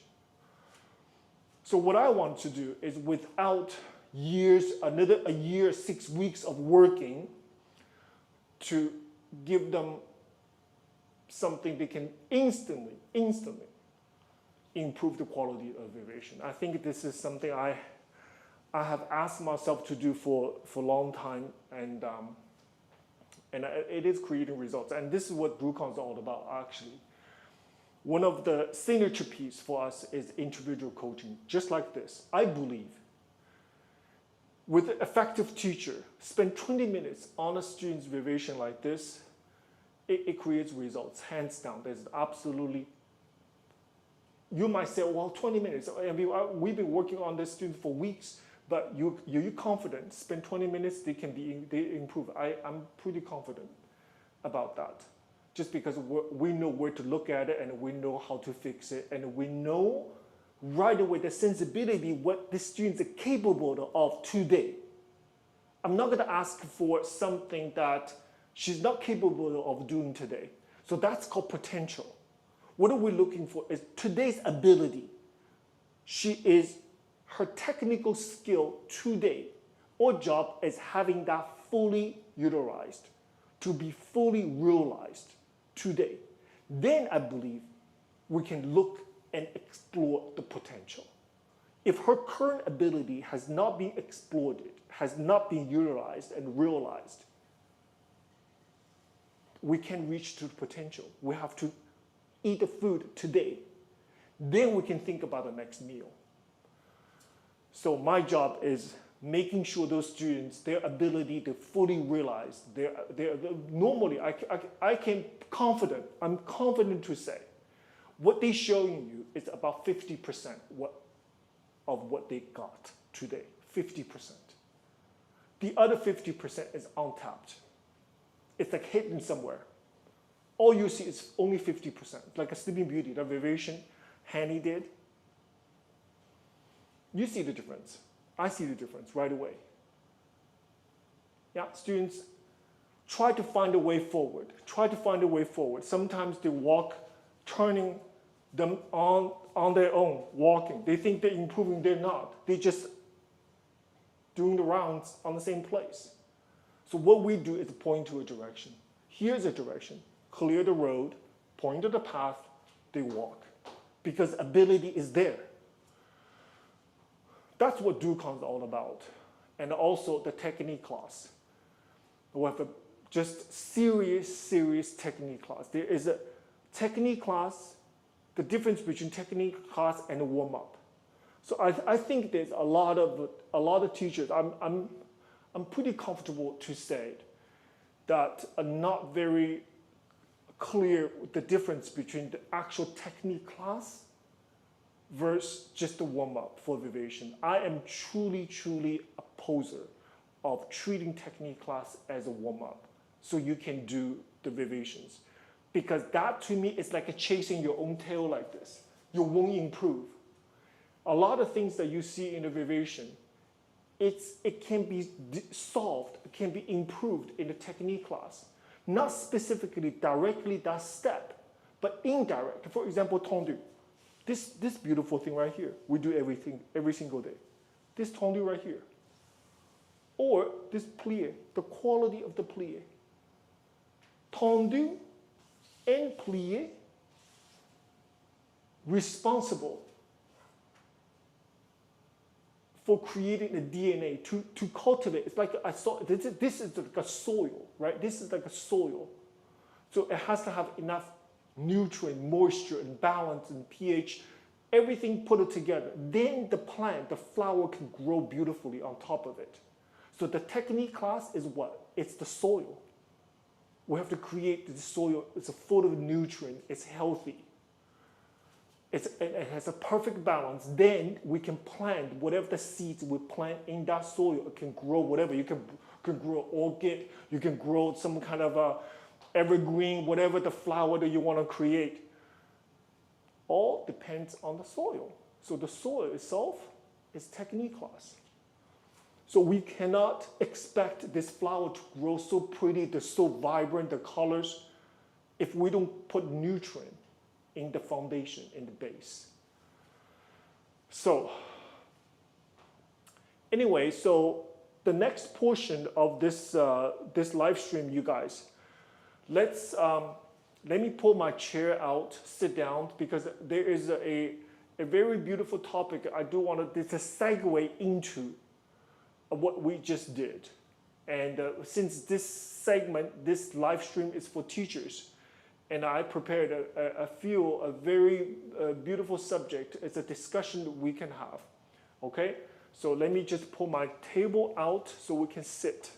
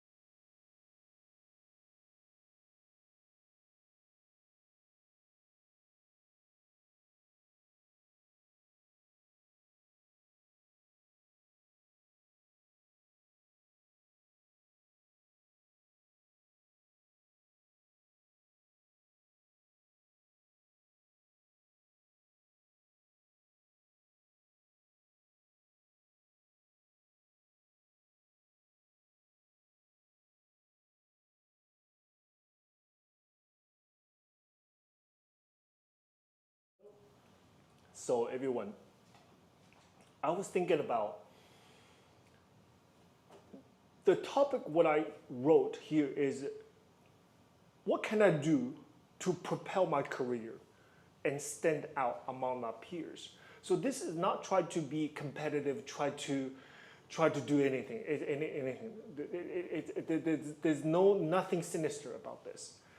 It's just, how can we thrive as an individual, as a professional? So in the vast seed of a career that we're talking about, in this particular case, we're talking about dance teachers, right?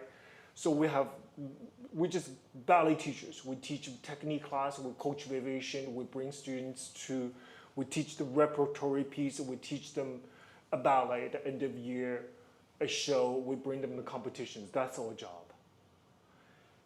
And now, with thousands of people pursuing the same results in all careers, so I wanted to open up subjects. What can we do to advance ourselves, right? So if we are get a teaching certificate, like a K through 12 in America, like teaching certificate.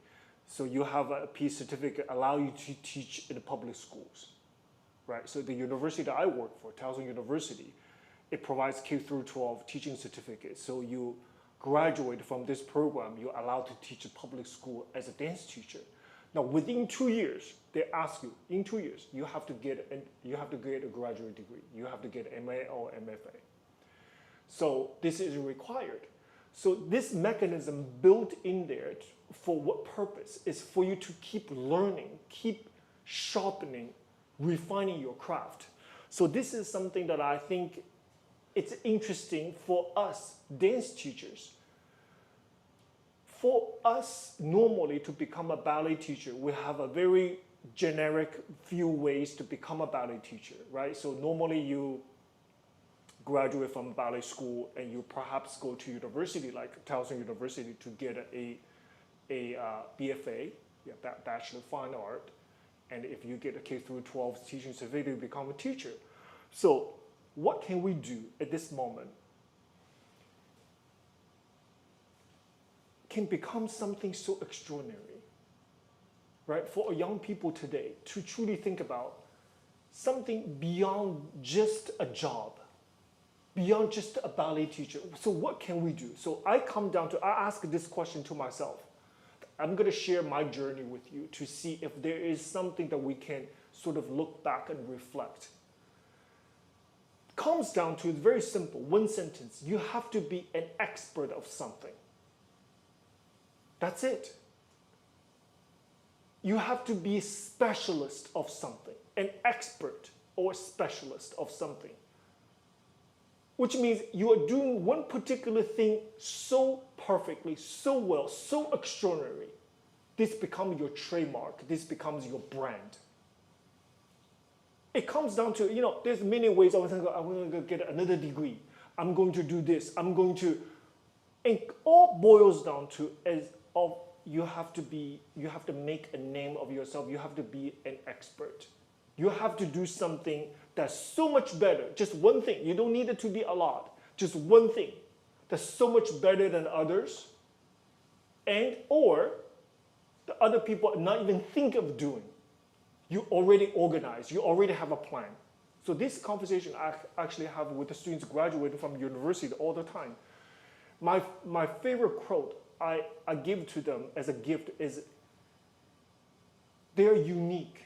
The uniqueness is the best strength. There is a destiny. I always tell them the one sentence. There is a beautiful destiny and individualized destiny for every single one of them. Means they have their own world. And that's one thing, only thing we needed to focus on. This is what I want to talk about today. Not just to be a good teacher and have a steady job and we just teaching and go to work. Not today, not good enough, because with the technology, with everything that is advancing so fast around us, we have to do better, right? So actually looking back, there are so many things. There are so many things that, to me, in my opinion, is complete blank canvas. It's blank. For example, I just want to put out there, historical dance. Now you tell me, which teacher in the United States is even, okay. I think it's too far to say not many teachers heard of such a curriculum. Do we know what that is? Historical dance.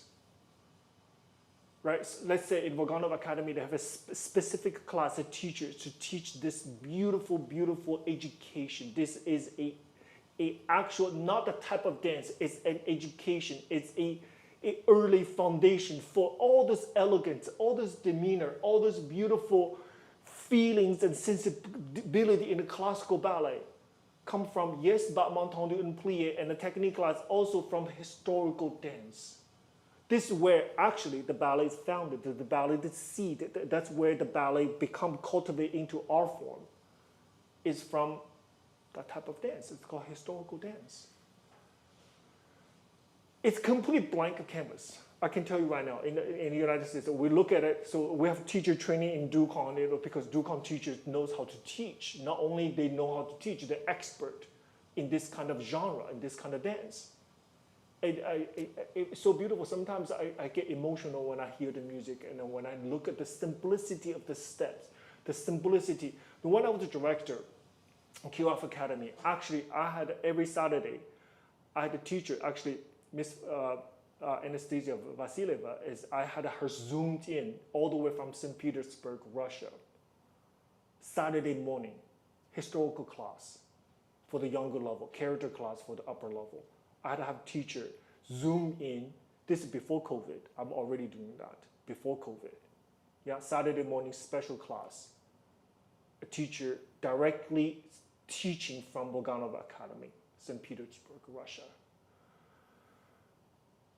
So I don't know which American teacher can teach this curriculum properly, right? So to me, if I was starting up, let's say I'm starting to become a ballet teacher and I look at the vast sea of teachers in front of me, they're doing exactly the same thing. How can I advance? How can I be an expert of something? How can I be a specialist of something? I will learn that. I'll learn that curriculum. I'll go to Russia if I have to. I go there, what is there to lose? I spend 2-3 months. I come back, I can write a whole curriculum. I write everything down. I learn it, my body, my mind. I categorize them into different dance and different situations, and I make a curriculum. Guess what? You are doing something majority of people are not doing. So that's just my example. I'm looking back. This is purely my example of this, right? So we need to, and an opportunity sometimes is present itself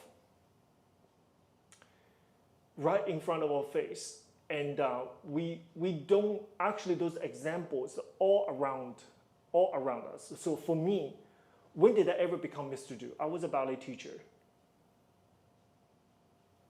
I was hired by Kirov Academy as a boys class teacher and a partnering teacher, and I was also teaching career preparation for the upper level.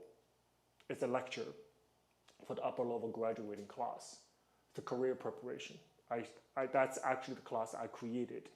I created all kinds of scenarios that they would encounter when they step out of the school. I prepared them for it.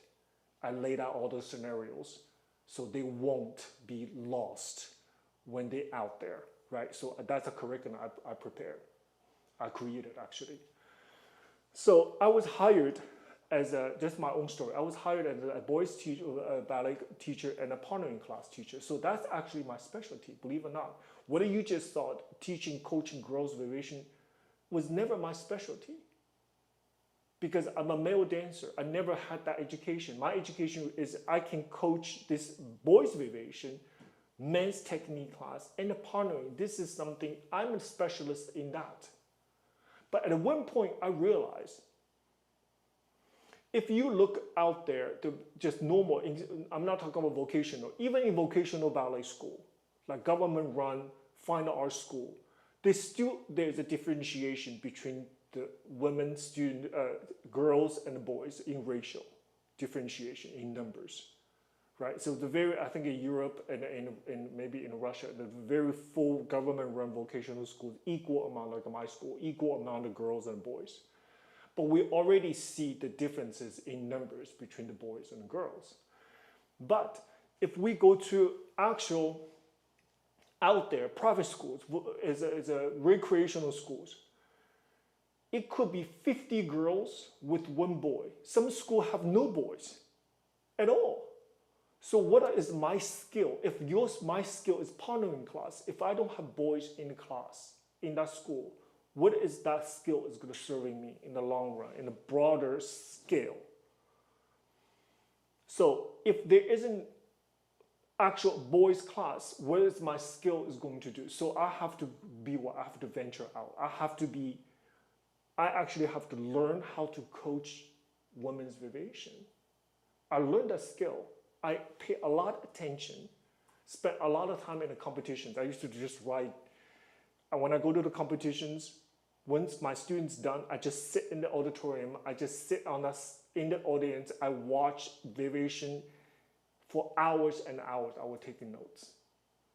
And I actually would sit in the rehearsals watching very, very good in Kirov Academy, very beautiful teachers, women teachers coaching variation. I would just sit there watching. In my career, and I had actually very good opportunity to spend 10 years of my time with one of the greatest ballerina in American history, Suzanne Farrell. I used to sit next to her and on the floor just watching her teaching, and I had the privilege to be coached by her. So all those experience compound into my knowledge. So my mind, although I have never done those variations myself, women's variation, I never done the Flame Paris girls variation, but the knowledge is from observation, from teaching, learning, and watching, and taking notes, and digest situation. And I point out there's 20, 30 variations that people are doing out there, and I wanted to be an expert of that. I wanted to know every single version. I want to know exactly which scenario to do what and what not to do it, and what is the right feeling, what is the right character, the texture of each variation. I became an expert of that through many, many years. So that's what I did. So in order for me to coach women's variation with confidence and knowledge. So also, for example, okay, let me just take a look. What is sad that many dance schools hire non-certified teachers because they have to pay more. The schools don't realize the dancers might get injured and not learn the technique correctly. That's true. That's very true. Because if you have a teaching certificate, like in your university, you learn somatics, you learn composition class, you learn technique, you also learn the methods of teaching technique class. So you're educated. You're not just replicate whatever that you think is right. You actually is very informative. Your entire teaching habits is not just intuition, but through training. So that's absolutely right. So anyway, and then then you look back, then you say, when did I ever become Mr. Do? Right? So when did I ever come out? I go to the competition, I go to another country, all the people know me and what have you. Did I change? Did I change something, become Mr. Do? No. I have always been this way. This is who I am for so many years. So actually, before I prepare this live stream, I want to just show you my little journey of this. So, Mr. Josh, can you play the very first video? This is a reel. Now, before he play, I want to show you this, tell you a story. So, I was a director at KOF Academy. One day, it was during lunch hour or something. And I think it was Mr. Josh. He said, well, can we do a little video? I said, what are you talking about? What a video? What a video? So just you teaching some technique, teaching something, give some correction, and then we'll make a video out of it. So I said, what do you do with the video? So we put on social media so people to watch, just a way to promote school. Okay, let's do it. I said, let's do it. So I think it was like the next day or something. Again, was during lunch. We got a student, and I was like, "What can we possibly talk about?" Because the ballet, there's so many things. Okay, I said, well, one thing, everybody wants to get their leg high, to go to Alasagon and high legs and everything, but let's just talk about how can we get the leg higher, and just create a little reel out of it. So now. Don't laugh. This is how many years ago? 6 years ago, correct? Yeah. 6 years ago. Okay, so let's take a look at this this video. Okay, 1 second.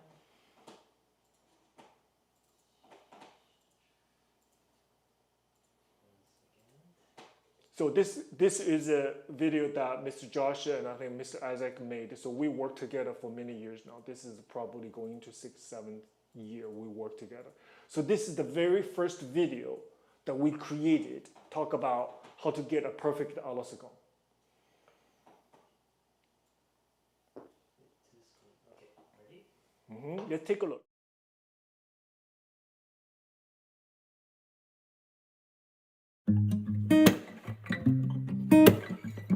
Develop it into Alasagon. Very important to have a proper passe position to start. The hip has to be down. Both hips has to be even. Bottom have to be engaged. She goes 1. Then she's gonna lift her knee first. Then extend, hold. And then she's gonna finish even taller. And done. Thank you. this was first thing. This, I tell you, up until that moment, there isn't so much of that type of video, like educational video out there. Like, let's say, you know, in the social media sphere, social media world. And I think still is, you know, we still only see the beautiful pictures and you know, what have you. That's still majority of the content. It's about prettiness. So I feel that I accidentally, right? It was, of course, the marketing team said, you know what, there's nothing out there like this. Let's create something. Let's create a content, actual educational content. So what I'm telling you right now is how Mr. Do is being created, how I became Mr. Do. I was always Mr. Do, but in this particular case, how the world knows RDBC and knows whatever that we do in this platform, right? I do believe that we started this. Now, I want to show you another video. So now we have, you saw this, and now we have thousands of content just from that little video because we got a lot of feedback. From that moment, then one day, I have to show this is a story. One day, this was, COVID has started at that moment, but not as severe. The school is off. But we were talking, you know, me and with the marketing team, we're talking how can we do something now, the school's off, but we needed to, I mean, we have to advance our career. We cannot just sit there, right? We cannot just sit there and wear a mask. That's not what we do. We have to do something. So I got the call from the guys to say, you know, let's do a class. Let's do a class. Let's do a video. Let's do a class. So I thought that we would just videotape a class so we can show people this class, whatever. That, you know, I wasn't really understanding of the process. I was driving Georgia Avenue to Kiraf Academy. I got a phone call from Mr. Josh. He said, Mr. Do, where are you? I said, I'm driving because we're going to make a video. Yes, I was at the traffic. There wasn't so much urgency. We just to make a video. I was almost at the school. And he was like, it's a live stream. You're late. I had no idea. What does that mean, live stream? What does that mean? So I got to the school. This is what you see. Basically, now we know it's a live stream, right? It's a live technique class. So can you imagine, like you give a class with all the perfect combination, and with the music, Miss Regina was there, live accompanist, and I supposed to demonstrate this class. Now, I thought it was a video. Video you can edit and you can do something like that, but the live stream. So it was, interestingly, I was kind of pushed into that situation. I didn't have time to think about it. I didn't have time to checking it out. I didn't have time to say, wait a minute, you mean the whole world is going to watching me at the same time as I do a demonstrated class without any editing and without any recourse? Yes. So when I was there, what you see right now is they're ready. I think it is people ready to like this situation. You're watching a live situation, you know. So anyway, now I'm gonna play this from very beginning. Now you will see the infancy of what we've been doing. Right now we have 130,000 subscribers, 130,000 on YouTube, right? We have 250,000 followers on Instagram. But all come from there. From that particular class, it's a seed of things. Now you can see how rocky that was. You can see how that's how you start. You never start as a star. You never start, here I am as a star. Now I want to tell you, from that moment on, we have created hundreds of classes, hundreds, not 10, not a dozen, not 50, hundreds of live stream, hundreds of them. That's how Mr. Do is created, from hundreds hours of just sweat, just blood, and just do things that other people won't. right? So you want to make expert, you want to become a specialist, you want to become somebody that other people are not.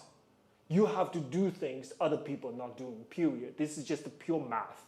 This is just mathematical equation. And you have to compound the hours other people are not doing, right? We're going to talk about that a little later on. So let's just take a look. This is the infancy of truly what we have become to this day. Can we take a look? I want everybody hear what are we talking about here. I have no idea.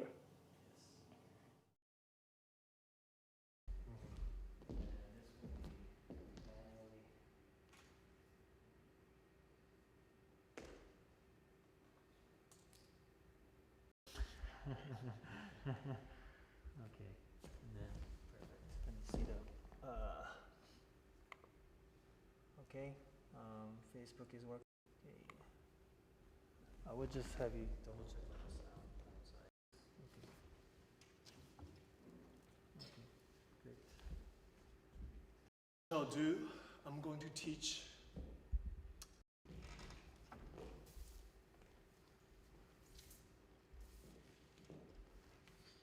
Okay, ready? Start recording. Huh? Start recording. You might have to adjust it on the first. Yeah. Okay. All right, Mr. Ranzo, you can start. Good morning, everyone. This is Rinchao Du. I'm going to teach a beginner ballet class for everyone.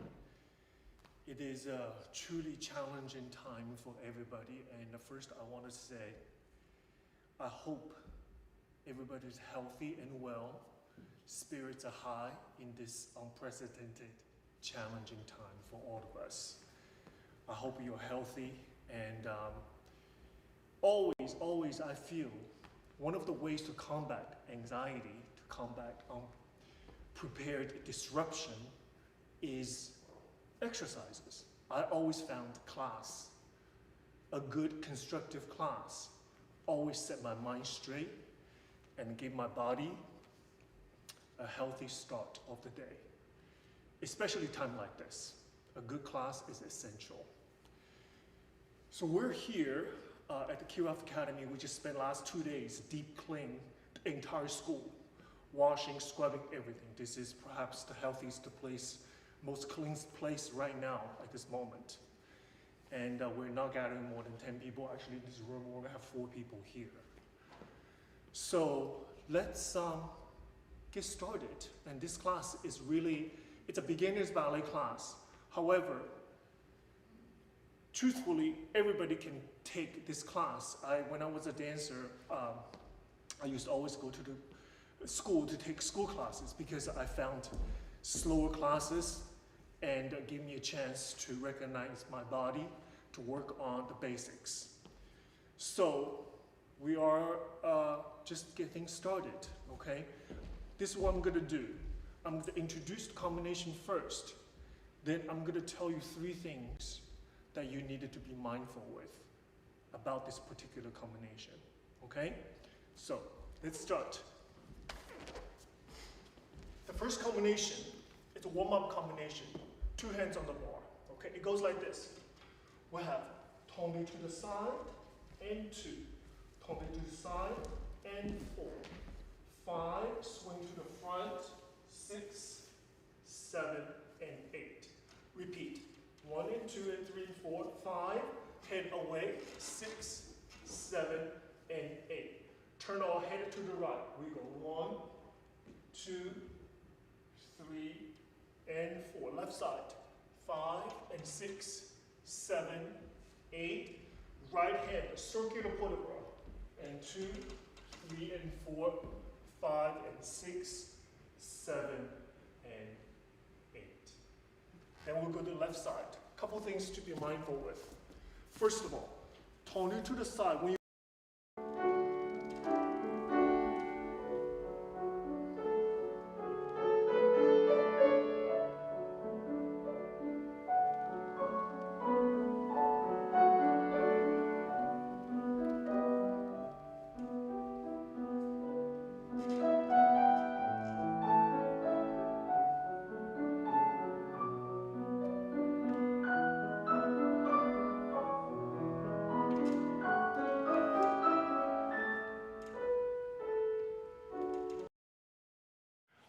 you see the structure of the platform, it was not far, whatever we're doing today, it's not that far from how we started.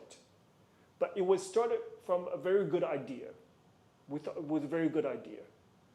However, a good idea, it doesn't just blossom itself. A good idea needs a lot of work and a lot of massage, a lot of refining and cultivating, a lot of mistakes made in between. And actually, the good ideas that we had later on, it's all by accident. And it just kind of flowed into this situation. So one thing we needed to, from the lesson that we learned, we kind of have to go with the flow at the same time and also work on hours, countless hours, working on that good idea. Just like say, listen, you want to become a historical class teacher, and this is a good idea, just for example, but you have to work at it. You have to get all this research, do your research, and it might take 6 months, might take a year, may take longer. And this is the time and energy that other people is not focusing on, but you are. That's how you move forward. Now, I want to play the second class. So from the first class, we just kind of rough, and I didn't know where to start. The camera was in a kind of a wrong place in the behind, so we learn from our mistakes, so we improve from there. So, Mr. Josh, let's show the second class. Yes. So right away, we learned from what we did here. Let's go from the beginning there. So this is the second class. So we made a banner, right? This is 20, I think, yes, something like that. Play? Mm-hmm.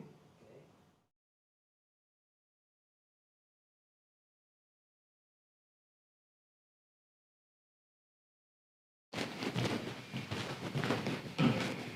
Hello, everyone. Welcome to Kirov Academy's virtual classroom. My name is Renchao Du. I'm the artistic director of the school. Today, along with the beautiful Madam Regina Martin, we're going to offer you a classical ballet class. Thank you so much for joining us. Do you see the departure, right? So we knew that it was a good idea because the feedback was very strong. It's like nobody ever did this before, like nobody crazy enough to put themselves out, do a full ballet class with not marking, like a full, and I was out of shape, right? But nobody's crazy enough to do it, but you are. That's how you become Mr. Do. You do things other people are not willing to do. Then we learn from our mistakes. So this is the second version. You see right away, the camera was in the right place, and I had a full introduction, and with proper energy, and that's the format later on. We created hundreds of classes. There was weeks that we do 4 or 5 live stream classes a week. And then DUCON have live stream technique classes, just full of students at the same time live stream. So a good idea needs a lot of work to become something, right? So this is something I wanted to just point that out. And nothing comes perfectly right away. There's a couple stories I wanted to introduce. For example, I don't know if you know this, the point shop, Josephine Lee. Now, she is a wonderful young lady, and I met her one time in a YGP final. So they call it the point shoe lady. She's an expert of point shoes. Now her YouTube account has 430,000 followers. Now I have like 125,000. She has 500,000, like 430,000 followers of her YouTube channel. And she does one thing. She's an expert of what? Point shoes. She's a ballet teacher trained. She was a trained ballet dancer, but she decided she's going to be a specialist for point shoes because there's hundreds of fitters out there. There's a question that always parents say, what shoes? My daughter cannot find a perfect shoes. Which brand? There's so many brands. When I was a dancer, we had 5 brands. Right now they have like 50 different brands, different style. So at the vast seed of the information, who is going to be leader of providing the right information to the hundreds of thousands of students out there searching for the perfect pairs point class? Now you can book a private consultation meeting with her. She will look at your feet virtually. It's a business, right? So my daughter has a special, belong to her group, that they have monthly this and they have educational things. You can book a call with her and she'll look at your feet and she'll give you proper recommendation of what type of brand, what shoes that you're supposed to wear, and you present a problem for her and she will help you solve that problem. Now, out of all these ballet stores out there, out of all those fitters out there, why Josephine Lee came out as the leader of this work? Somebody find an area that weakness, that find an area that it needs the type of service. She went ahead. She started, I think she started 2014, long time ago. A little by little, finally people out there knows about this point shoe lady. The other day I talked to a student. A mom said that she couldn't find it. Her daughter couldn't find the shoes and everything. And they even booked a call, had an appointment with the Josephine Lee. So this is another thing, another example of somebody knowing there is a market, knowing there is a need, and somebody work at it. And her Instagram account also has a huge following, and she provides, just like my videos of talking about tutorial, reels about the technique, about the training, about the things that we encounter in ballet industry. I provide somewhat a support, somewhat an answer out there for ballet students and ballet dancers and teachers, everything. She provides a service specifically for you to solving your point shoe issues. Who does not have a point shoe issue? Everybody does, right? My daughters, their feet change because they grow taller, they get stronger. This type of the shoes might fit 3 weeks ago. It doesn't fit now. It was fitting in the winter time. The summertime doesn't fit. There she is to provide that support, the beautiful just in the back and social media. It's like a star, well known.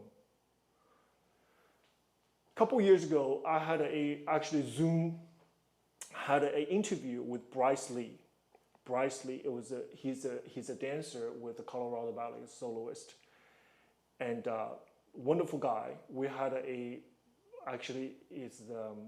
we had an interview between me and him because at that moment, about two years ago, he told me that he wanted to have a program specifically designed to support male dancers, Now, at that time, I was a little bit skeptical because the truth is the male students out there are being fully scholarshiped by the big schools because the big schools have the funding, they have the resources to just give boys full scholarship. But that's just the reality. Is it fair? No, I don't believe it's fair because I believe the scholarship should just be merit-based and should not be just because the scarcity of the population, then they deserve all the scholarships. And the women, no. I don't believe that's fair, but this is the reality at this moment. So Bryce told me that he wants to have a intensive, like winter intensive, summer intensive, just specifically no women, just for men. That I thought that the population, the students that you're going after, is all getting full scholarships by the big schools, like a Rock School, San Francisco Ballet, Boston Ballet. They got all the boys over there full scholarship. So I was a little bit skeptical about that. Guess what? 2 years later, the male dancer connection. So if we can pull that up, the male dance connection. He's out there doing his thing. He's out there providing that service, perhaps not the boys at the professional vocational school level, but he's giving that support, he's giving that safe space, he's giving that environment dedicated to serve male students, which is a population deserve a lot of support just because like in a big school, let's say we have 200 students, perhaps the 2 or 3 male students, so they deserve a cohort, they deserve a space, they deserve the people that support each other, knows them, and give them a proper encouragement and guidance. And Bryce is doing that right now, right? So he found something that he believed in. He wants to do something other people are not, and even me, I was skeptical about it just because the students go to the bigger schools. But he's not only to the young students, and he has adult students as well. He's providing that safe space dedicated for male students, male dancers. It's absolutely wonderful, right? So now 2 years later, he's pushing hard, he's working hard, and he became an expert, a specialist to provide a safe and constructive instructions for male students only. Beautiful, successful story, right? It's a typical something that they believed in and they go for it, and through a lot of work, because we talked about it and he was telling me that his challenges and everything else, because you provide a lot of you put out to rent a studio, you have to hire the teachers, but you don't know how many students could register. So this is just the 2 stories that I wanted to share with you, that you need to become, in order to become an expert something, not only find a niche, not only find a good idea, not only find a place that you wanted to become something, but there's a lot of work that comes with it. So a good idea can never be beneficial, can never be utilized until many hours, weeks, even years of hard work. Took us 6 years to come to this moment. 6 years and a lot of hard work. We don't stop working. We work 24/7. We have Zoom calls with clients in the car, in the rest stop, in the parking lot, in 7-Eleven. We have all kinds of places to have meeting with clients. Just the other day, we were thinking about document all the places that we have meeting with. This is just unbelievable, different countries, everything.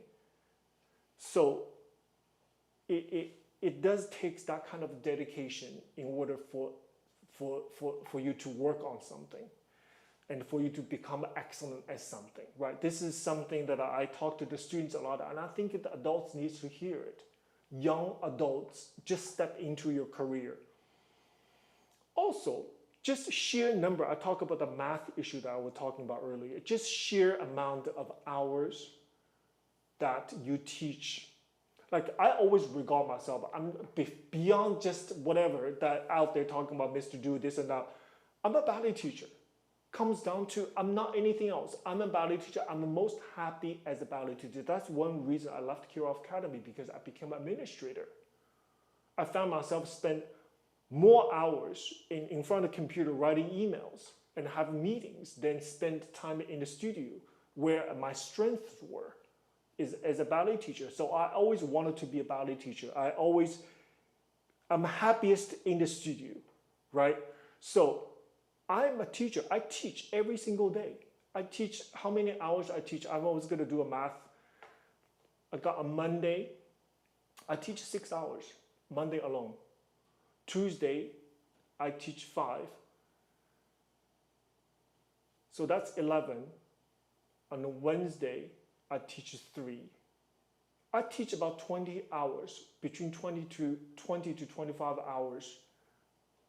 If I put the coaching together, perhaps even longer, I'm comfortable to say I teach about 25 hours a week as a teacher, not as anything else. So you putting that much time, so that half of it is on Zoom, right? So that's why I'm super comfortable coaching on Zoom. Super, just like what you saw. I'm super comfortable. I can never get lost when I teach a ballet class in Zoom. I've been teaching it for 6-7 years now, right? RDBC Zoom class schedule never changed. We tweak here and there, but we never changed. It's consistent for 6 years. I teach about 25 hours a week. That's why I'm confident of what I'm saying. That's why I'm confident of just step into a master class in front of 30 students I never know before, and they give me one combination. Within one combination, I know the level, I know exactly what to give from that point on. That skill set is coming from work, from years, hours, days of teaching every day, compounded that experience and confidence. So a lot of directors out there, so for DUCON, actually, I want to tell you, I always want to make sure I teach more than any other teacher. I want to be in the trenches with the teachers. I want to know how they feel about their day. I want to know how they feel about the students. I want the students to see me. It's like when we make a schedule, let's say we go to DUCON Singapore, which is I'm so excited about. I mean, with the registration is just phenomenal. I always want to make sure students, we have 5-6 classes every single day, okay, every day. My schedule, the goal for my schedule is make sure every single student see me one time, see me at one point of the day. I want to make sure the students see me either in coaching, a repertory class, or in technique class or point class. I want to make sure my presence is being felt by the students. So that's my brand. My brand is I'm a ballet teacher. I'm in the forefront, in the trenches with the teacher and know the students firsthand. So I understand a lot of directors are, you know, they have other obligations, other work, what have you. And actually, this is a result of a lot of directors couldn't really teach, and I hate to say this, a big brand, a huge brand. But I see their classes, you know, it's like a big brand class.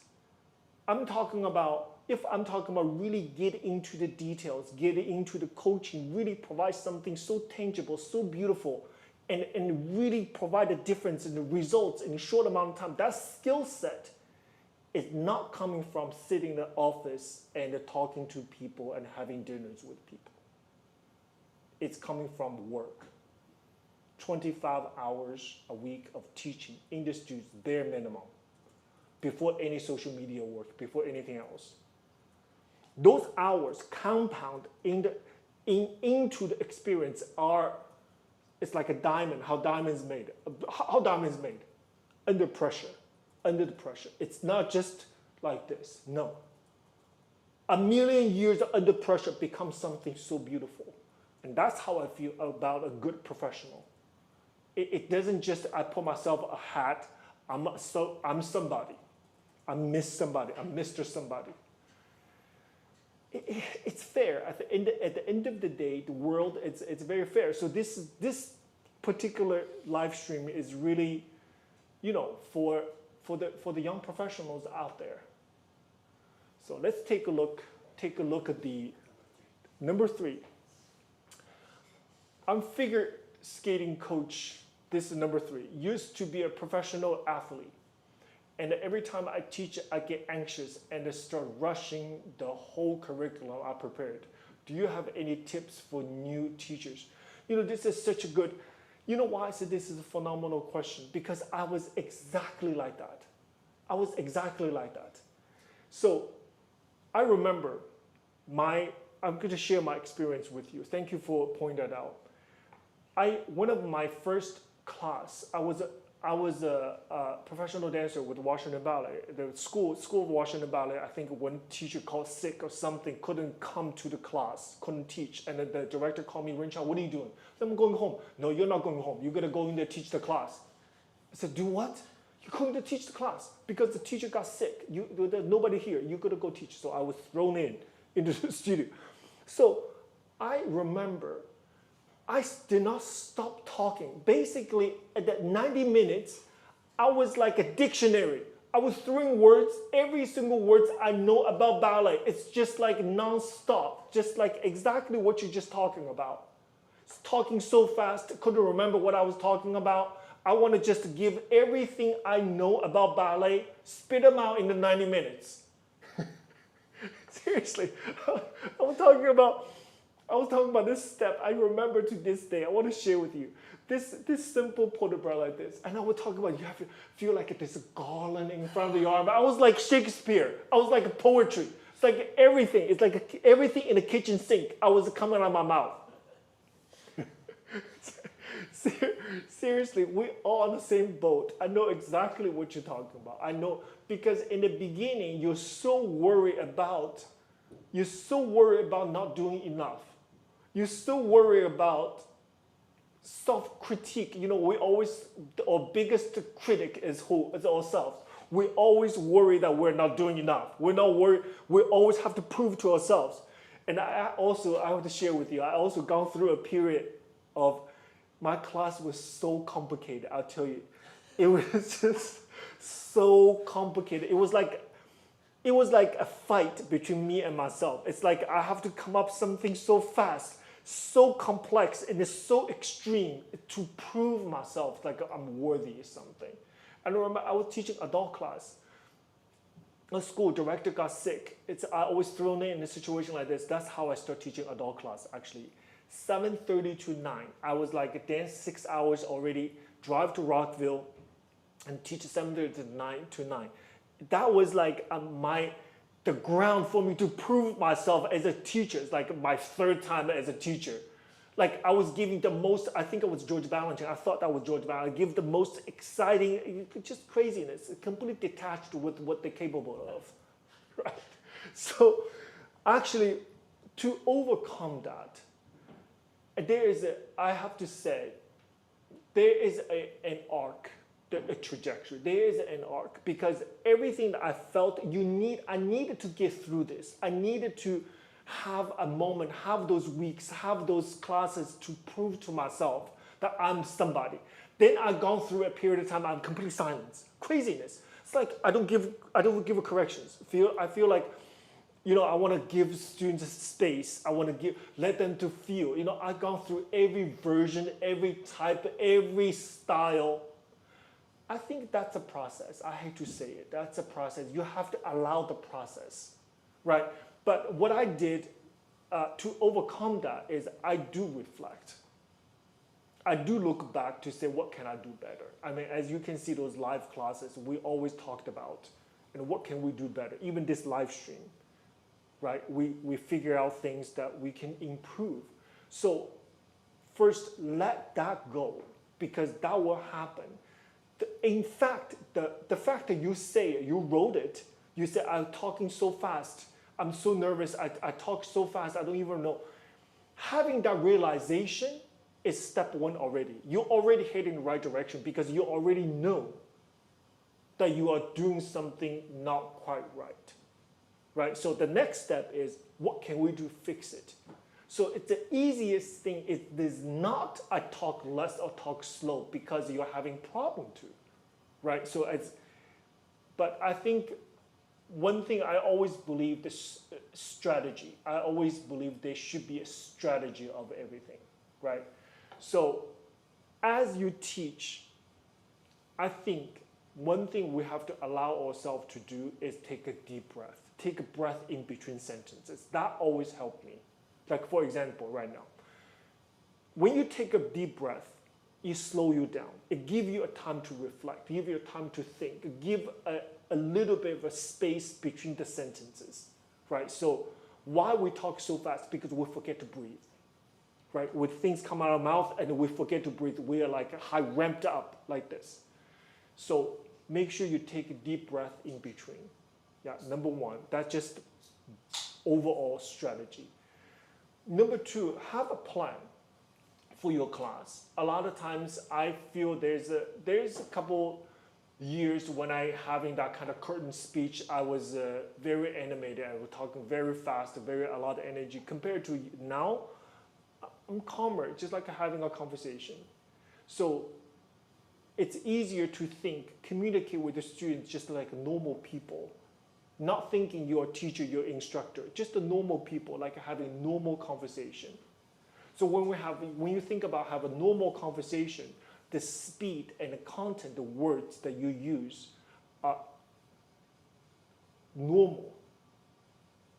So it's not going to be abnormal, which is the speed that you don't like. So calm down, we're talking to people just like having a normal conversation. That might help as well. But mainly, my suggestion is allow the process, right? This is something that has to happen. You'll get better.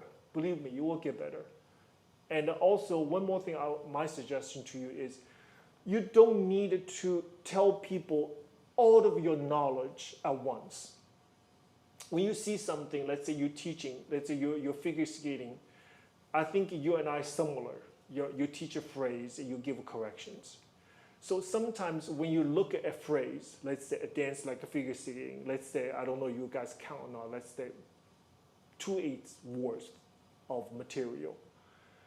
Out of 2/8 of material, you might see 10 things wrong in there. You might see 10. From beginning to the end, you see 10 things that you see need to be improved. But only allow you to say 2 of them. You pick 2. Don't say all of them. Pick 2. So by only picking 2 things to allow you the time and energy to display, to explain, to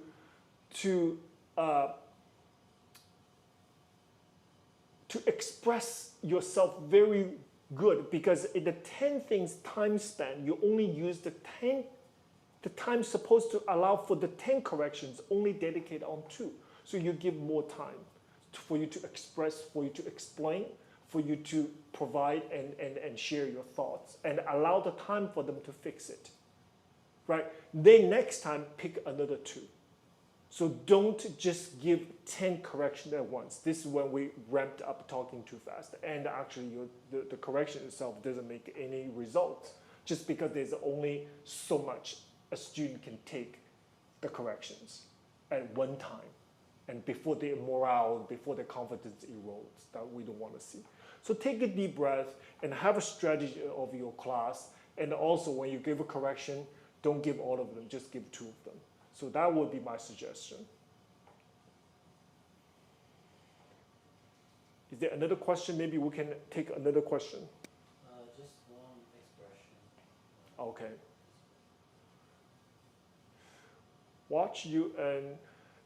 So I watch you and your teachers. You are very professional, and I can remind and learn from you.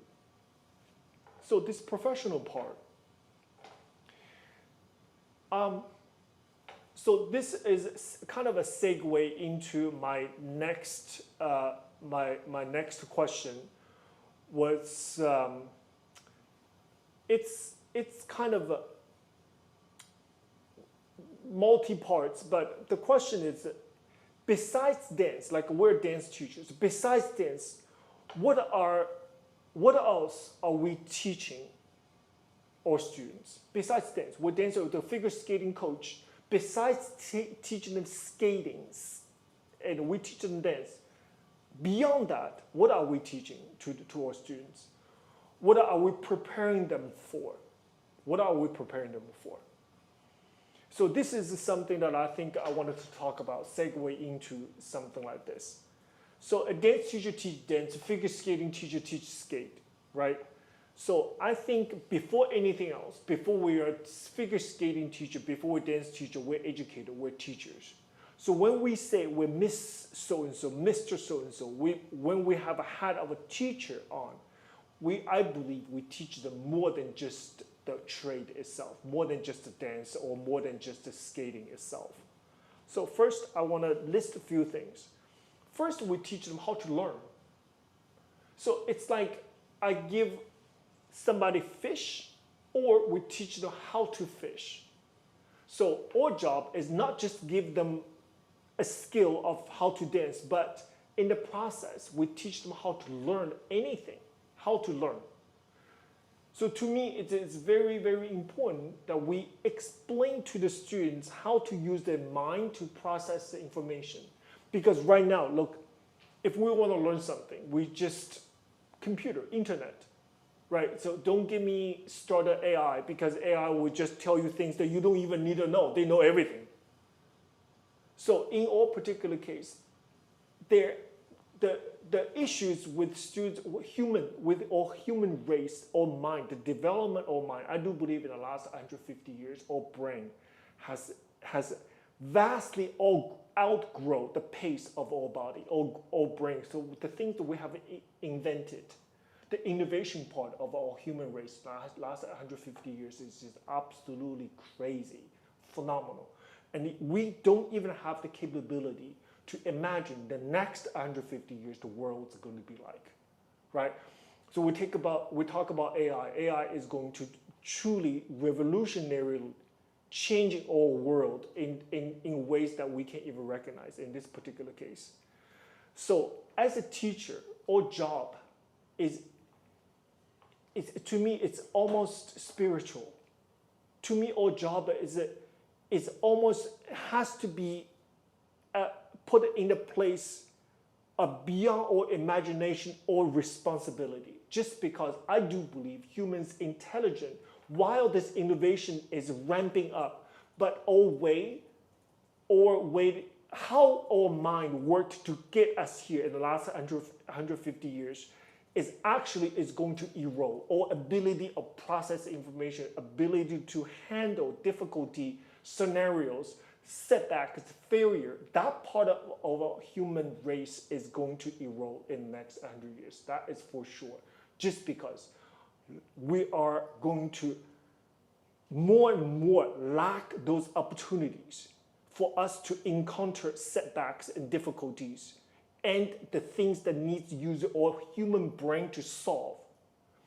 That, to me, arts, like a ballet class, like a dance class, put those situations in the very, very important space, not just to learn an after-school curriculum, feel good about yourselves, have our body to be pretty. It's going to be much beyond that. Because only artistic, that's why the classical arts training is going to be the forefront of our human evolution. So, or as a dance teacher, what we learn, the opportunity we provide to our students is as such. How to learn, use our mind instead of using the computer to solving issues. We are using our mind or body to find a solution. Think of how beautiful is that. The dance studio, how the dance studio set up hasn't really changed in the last 300 years. Besides that, we have a computer, we have a music, but they had a pianist before, they had live pianists, we have now, right? They have a mirror, they have a floor. It's really the same. So in that classroom, what we are doing is making what connection? Body and mind connection without the aid of electronics and the computer, right? It's a force ourselves to use our mind to control our body and control our emotion. And to me, that's beautiful. That's the opportunity that we cannot afford to miss at this moment, right? So classical artistic training, that's what we provide to the students. So what we entailed here is make the body and the mind connection in process information. For example, correction, right? So the variation coaching that you just witnessed. So I give students, okay, the leg is not go to the side. The leg will go to the front, arm not this way, but this way. So leg go to the front, arm palm to the heart. I want to open this arm gradually. And I wanted to do this gesture from my heart to you. This gesture, like this. Generosity, grace, elegance, and giving. AI cannot help you for that. Your body have to do it, right? So we're giving our students an opportunity to make the connection between their soul. So what I just said, it's priceless, right? What I just said, in the world that we're living in now, you're giving our students an opportunity to connect their mind, connect their love, connect to their sorrow, whatever they experience out there through their body, a way to express themselves. 3-layer approach to one variation to create a character from a quiet and free self-analyzation of the character to develop to more physicality. She's more free, she's more playful, she's more adventurous. that layered approach within the 2-minute and 2.5-minute variation, that opportunity, AI cannot help you for that, right? We have to do it.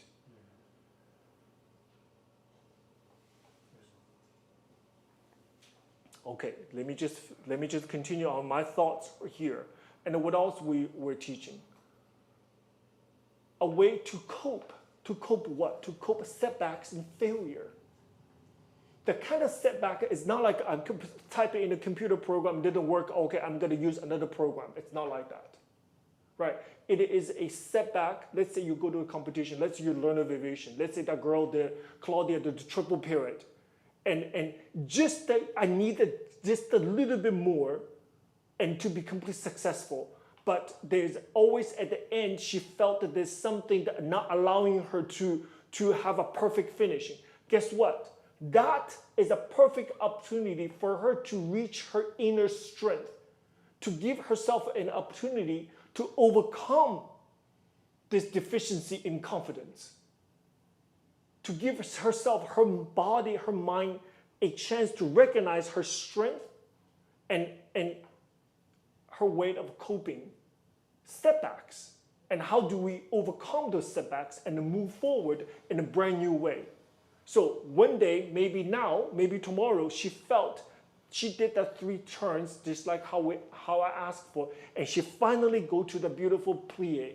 Now, this kind of success, this kind of accomplishment, it's very, very different from when you ask AI for something. It's completely different. It's that kind of satisfaction can only provide when you connect your mind and body, your flesh and blood together. So to me, dance classes, if a good instructor can provide such priceless moments for our students, and that is beautiful. And also, what else we needed to know? What else we need to know?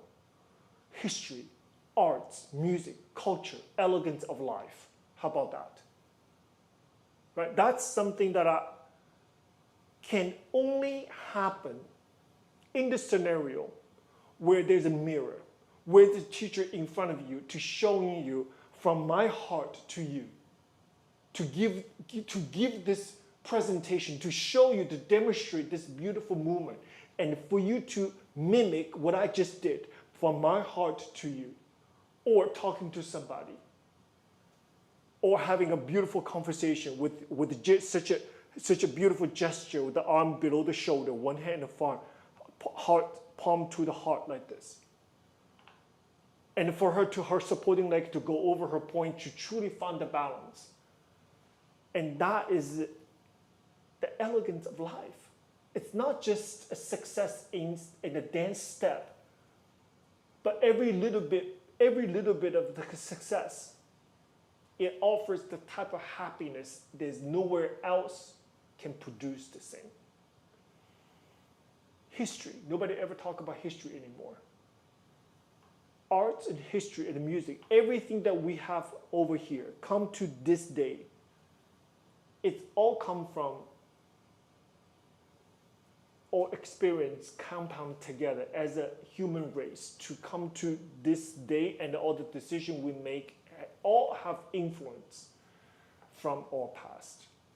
So ballet is beautiful art form because ballet was created 350 years ago in a world vastly different from today. And that gives us a vehicle. This gives us a kind of a path, a way of opportunity looking back into the history to reflect on what we're doing today. And a lot of the answers that we can find in the past. So dance teachers, before we teach them battement tendu and plie, before we teach them la femelle gardée variation, guess what? We needed to be cultured. We needed to know. We needed to be, an expert of educator who understands all this beautiful, rich information. Then all this information is going to come out in your teaching and benefit your students. So your students not just can do the turn, not just can do a jump, but they become more more valuable humans, more complete, more comprehensive. They have more power, they have more mechanism in their body, in their mind to combat setbacks and failure. They don't crumble. A lot of emotional issues we encounter today, maybe we didn't address it, but I do believe a lot of issues that we have, it's come from the world, it come from the society, come from the things that we experience around us. There's a price to pay, right? So lack of strength, lack of proper education for us to combat setbacks and failure it's going to be an issue for our young generations.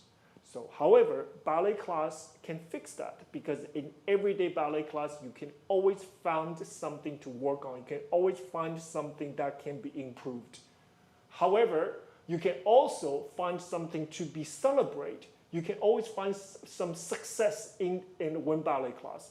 You might find a balance that your teacher didn't see, but you felt the balance that it was so beautiful that you never felt it before. That little bit of success, that little bit of victory is going to make us full, stronger. So let me look at another question here.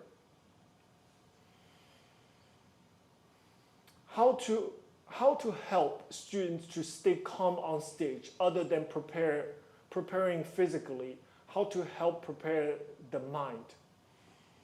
That's a beautiful question. That's a beautiful question. So I do believe the entire, let's say, entire coaching process, this mechanism already has to be in place, because when we go to the theater, we cannot just say, before they go on stage, we cannot just say, calm down. It's a little too late. Calm down, don't be nervous.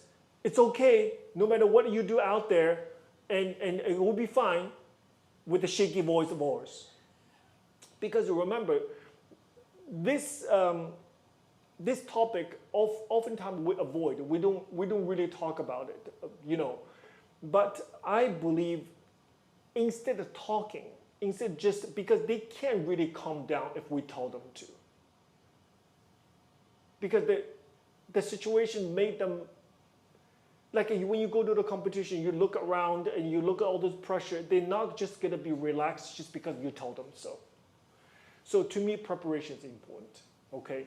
So what's the difference between normal coaching rehearsal to the actual competition on stage? You're talking about, let's say if you're not talking about a competition, you're talking about just regular performance, but I'm talking about a little bit more extreme, let's say a competition. Under the light, in costume, in front of the audience and the jury members, and with, you know, hundreds of students at her age out there. You go out there to do 100, you do a minute and a half, 2 minute ovation. It's a lot of pressure. So I recognized that issue a long time ago. That's why I created this thing called marker competition. It's precisely for that, because I believe from studio to a performance, even in professional companies, I remember we used to, before Washington Ballet, often we have 3 seasons at the Kennedy Center. It's a big deal. It's like a really serious theater in Washington, D.C., Kennedy Center. Beautiful, huge theater. So our company, the Washington Ballet, actually didn't have the confidence in the dancers and themselves. They always take the production, go to a smaller studio, smaller theater in other county, like Harford County or somewhere. In a community college theater, because it is very beautiful, because those audience out there is unlikely is going to travel all the way to Washington to go to the Kennedy Center to see a ballet. So we actually bring this production to, let's say, Harford County, to the Cecil County, whatever the outskirt of Washington, D.C., about 2 hours away. It's community college theater. So for the surrounding the public to see this particular performance. But the true purpose of this is for us to feel the stage. If it's new production, we want to feel the music, feel the technique, and for a production, for the artistic team to see that production in real theater setting without real theater pressure, which is the real theater we're talking about is in Kennedy Center. right? So they created a middle ground for this production to be mature, to have all the problem to be surfaced. So they have another week, a few days before we go to the Kennedy Center to fix those things.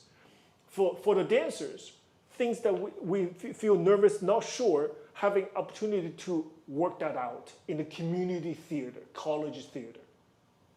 So even for adults, professional dancers, they have that kind of opportunity to do so.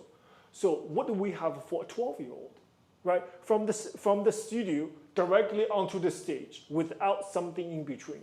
So I created this thing called marker competition for them to enter a situation in theater, but without being real competition, but still perform on stage with the audience. So to me, that's the middle ground. So it's important for you to create this kind of situation for the students to experience. So they're not going to have the first time on stage is under the light in the costume. So you remember your first performance. I remember my first performance. I couldn't see anything. The whole thing was muscle memory. I didn't have any consciousness. The whole thing was muscle memory on stage. You know that very well. My first part of it was like that too. Right? It was just muscle memory. I just couldn't really see anything. And in my mind was just kind of in an autopilot situation. Can you imagine? And I was well trained. I was a professional already. Can you imagine a 12-year-old? So they can't just calm down because you told them. You have to provide opportunity for them to get used to the situation. So it's not brand new. But also, you should, what I'm talking about is the logistical things, the actual practical things you can prepare them. So every now and then, you should invite some audience. It could be office workers, could be parents, could be their other classmates from another class. Invite them to see the rehearsals. So for them to get used to the idea of performing, because what they encounter is what? Adrenaline. It's the chemical we produce as like right here in our back. It's a chemical it produces called adrenaline. That stuff is beautiful because that can make you feel something you never felt before. But if you don't know how to manage your adrenaline, can really mess you up because you don't know the energy in your legs. Sometimes you feel like sometimes I'm on stage and somebody watching me dancing and get really excited. That's adrenaline, right? Sometimes it jumps so high I don't even know how to land. It's just craziness. So students needed to understand how that's supposed to feel with adrenaline kicking in. But this chemical can never produce unless there is an audience, unless there is a scenario, opportunity for them to feel the sense of performing, to feel that kind of nervousness. So they have familiar, okay, they know how they feel. The heart's racing fast and they feel like fidgety. If the stomach's churning, sometimes, my stomach can never feel good when performing. So these are the few things that I think you can do to help them to overcome that kind of nervousness. Just tell them don't be nervous. It's not enough. So then you said how to help prepare them. So this is preparation. Prepare the real scenarios, and I call it a marker competition, but you can have audience observation for them to get over the nerve. That's my recommendation. How do we know if we should modify the variation or keep the original variation for students? So this is really this question really in line with one of the bullet points that I have here. So what I say is in variation coaching, it's very similar to yours. In variation coaching, what is the difference between paving the way for students to succeed and creating shortcuts that might hold them back in the future? So I don't know if you saw the live coaching that I just did earlier. I changed quite a few things. So to me, a teacher really have to, but a lot of time, there are quite a few things that I coach. Actually, I took the variation back to a form closer to the original feeling, to the original setup, right? So I felt that what I saw that was a deviate away from it, and then not for a good trade. For example, for Natalie to finish her pirouette to grab the skirt, I don't think it's good trade. I think this is not going to have enough of nuance, create enough of artistic element in return for a very nervous turn. To me, it's not an even trade. It's not a good trade. So that's why I took that out, and I feel much better just do 2 or 3 turns and I have a proper finish. And then Natalie had a skirts going figure 8 like this. It's, first of all, that's not what that variation, it's not the sentiment and the feelings for that particular variation. I took it back to a very simple port de bras and much more in line with it. So, but you're talking about what I'm talking about here is changing perhaps from the so-called original to a way that perhaps more suitable, this variation, for that student at that particular age and skill set. Now, this is a very fine area that needs a lot of finesse, needs a lot of thinking. For me, I always believe that the respect to the variation, so-called original version, is important. Because in every variation, there's at least 5 things in that particular variation, sort of you must have. You have to have it, right? It's like creating a dish. You have to have proper ingredient for this dish to bear the name of this dish, right? You have to have the proper ingredient. So first of all, teacher have to know what are these. Those are the things cannot be taken out, because if you're taking out these things, so you said just for the dancers to dance this particular, let's say for example the Flame of Paris, the hops on point. 1, 2, 3, 4, 5, 6, 2, 2, 3, 4, 5, 6, the hop on point. 4 6s. If you know what, my student is not, she cannot do that now, but I'm just gonna do plie releve. 1, 2, 3, 4, 5, 6, 7, 8. I'm just gonna do plie releve. To me, at that moment, indicate that student is not strong enough to do this variation yet, just because that hops on point is one of the must-have for that particular variation. If she's not strong enough, first of all, we have to give time. You can have that student to do the hop on point on the bar, holding on the bar, give a few weeks of preparing her for it, right? You cannot say the first day in rehearsal that looks disastrous, we cannot do it and I'm gonna change it. No. You as a teacher can tell whether this student is way beyond her current ability, way beyond. If this student is just beyond, she's just on point a couple weeks ago, and I don't recommend she dance variation Flame of Paris at hops on point. This is way beyond her current ability. But however, if you feeling that it's in her range of her ability within weeks of work, that she might be on cope with this and do a really good job, and then respect the process.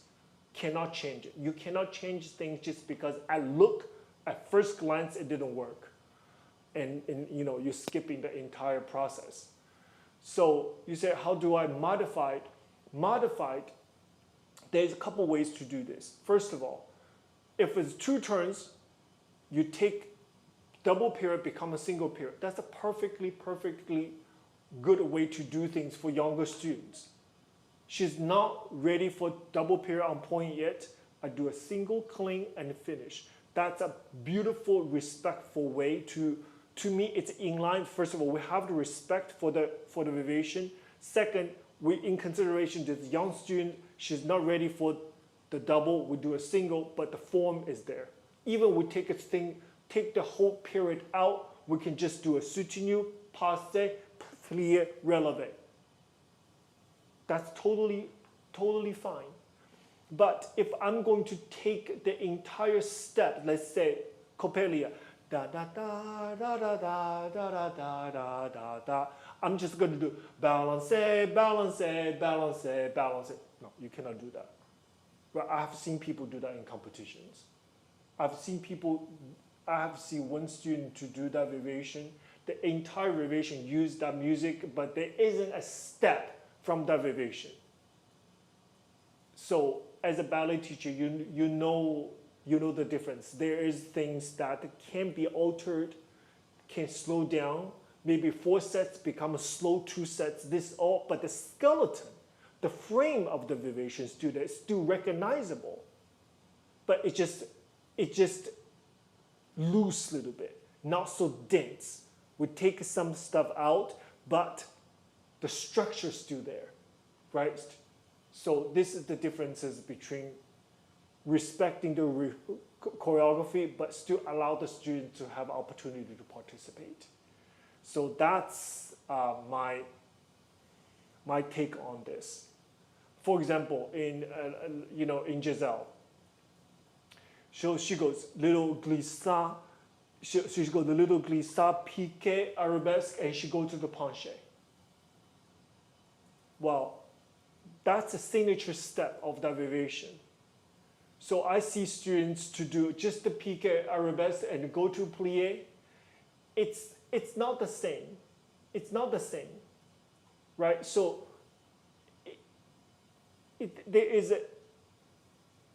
you have to spend the time to do this, right? So you cannot say that we're just spend the time to create a different version, because that doesn't mean it's easier, right? You still have to be piqué on point. You still have to roll down to plié, right? So if you do that much already, why don't you just go to plié? And oftentimes, they can do it, oftentimes, but all probably is we see it first time, we see the second time, it didn't work, we get so discouraged, okay, not do it, let's just not take the penché out. So, to me, I'm looking for it.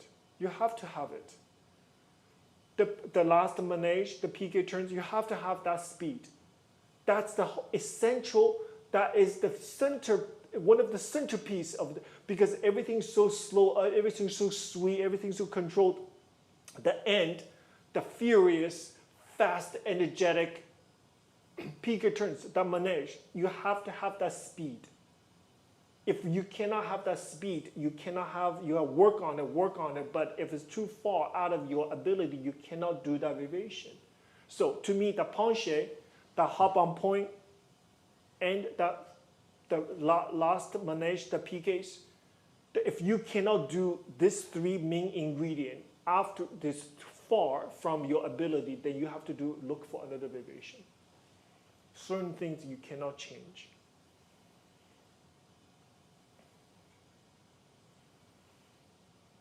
Let's see, is there any questions? So we are at 11 o'clock already. Let's do one more question.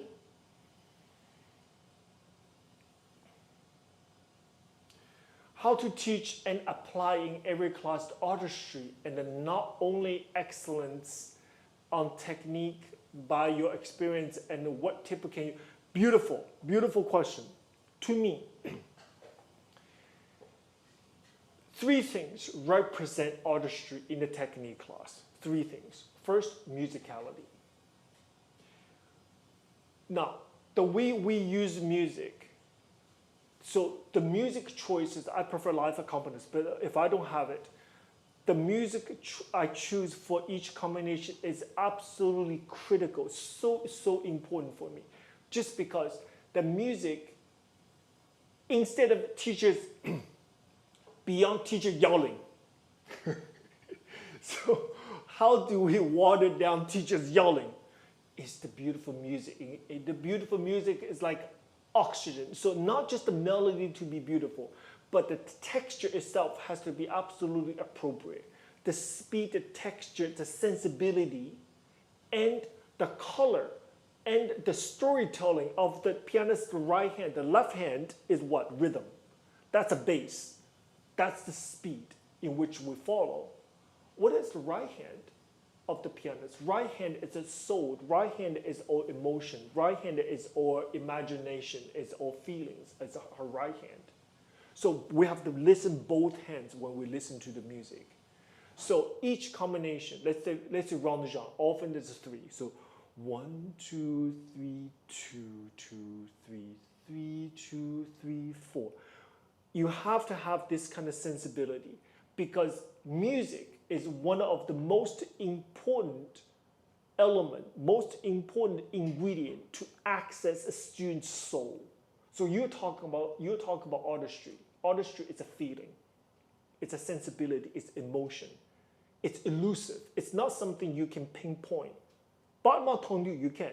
I want to use glide out on the floor and point the foot and then come back in. There's very specific things to teach battement tendu and plie and fondu, anything technique. So your question here, how do we teach artistry? Artistry is very elusive, right? Artistry is not something you can teach. It's something to be felt. It's a feeling. So what our job is providing the tool, providing the pathway, providing the opportunity for students to feel. You understand? So one of the tools we have is music. So the plie, you provide the beautiful, appropriate music with the proper temperament and the beautiful melody on top with the perfect sensibility. That's a way for us to get to them. Number one, music, musicality. Number two, port de bras. So of our leg, the waist down, leg has very little imagination because leg is, first of all, the leg's work is limited. Look at my arm. I can do develop it here. I can do develop it there. I can point my foot like this. My hand, no problem. I don't even need to work. I can do anything. You want me fast to tendus? I can do this with my arms, no problem. So the possibility of upper body is vast greater than our lower body. Our lower body got 4 positions, 5, whatever. First, second, fourth, fifth, 4 positions. But what about arms? Our arm has incredible possibilities of moving and creating all kinds of scenarios. Our legs can't. So that's why port de bras is a way to regulate. First is regulate. Port de bras is logical, it's functional, right? So we have to regulate. Port de bras is offer a regulation in which our arms supposed to move in ballet. Second, through regulation, the framework, it offers students a chance to express themselves artistically through port de bras, proper port de bras. That's a main point. So music get to their feelings. The feelings need to be expressed through what? Through port de bras. And not just your arms, but head, shoulder, chest, the neck, the whole bit, and your spine. That's how we show the vulnerability. The proper epaulement, the proper arm, how we move our arm. I always talk about the palm of the hand toward the heart. And in which position we release through allonge, a breath. That's artistry. So the very few things that we can teach is musicality, port de bras, and epaulement. What's epaulement? Epaulement is not a body part because the epaulement is a neck, no. Port de bras, epaulement is not a position either. Epaulement is a feeling. Epaulement is a feeling between our chin. It's a relationship between our chin and our shoulder. That's why I'm a strong believer has a proper epaulement because that's how we express ourselves. Listen, this elegance, like this. I cannot feel the elegance and the gracefulness if my head is not involved. If my head is here, you can say, feel the artistry, where's your emotion? My emotion is through my epaulement. My strength, my elegance, defiance, also I change the head from position here to there. That's defiance. That's strength and power. That's elegance. And that's vulnerability, you see? And that's inspiration and admiration. I sat. I didn't even stand up. There's no music. So from my upper body, through the relationship between my chin and shoulder, I just told you a story. This embrace, that's not embrace. Embrace is here. I tilt my head a little bit, I embrace. It's like hugging somebody. If with Epramon, if my head is here, completely different. This is like mechanical, no feeling, cold. This is not love. This is numb. But the minute I put my head to the side, the arm is even too high. The minute I put my head to the side a little bit, right away, there's care, compassion, and love. So how do we teach artistry? Portable and promote musicality at a younger level. Then you inject with storytelling. We have to teach students history. We have to teach where ballet come from. We have to teach the story of Giselle. We have to teach the story of La Baide. We have to teach the story of Esmeralda. Tell as a story. Who is Esmeralda? Right? We're busy teach them all kinds of craziness, innovation. We have to teach the character. Who is this character? What's the tragic? Why is so tragic about it? What's her story makes the story tragic? And what is the character behind the sultry, this fire?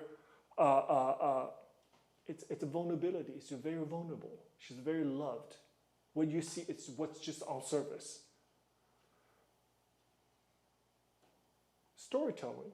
We have to inspire them. That's why we don't just teach them ballet dance. We teach them about life, elegance of life.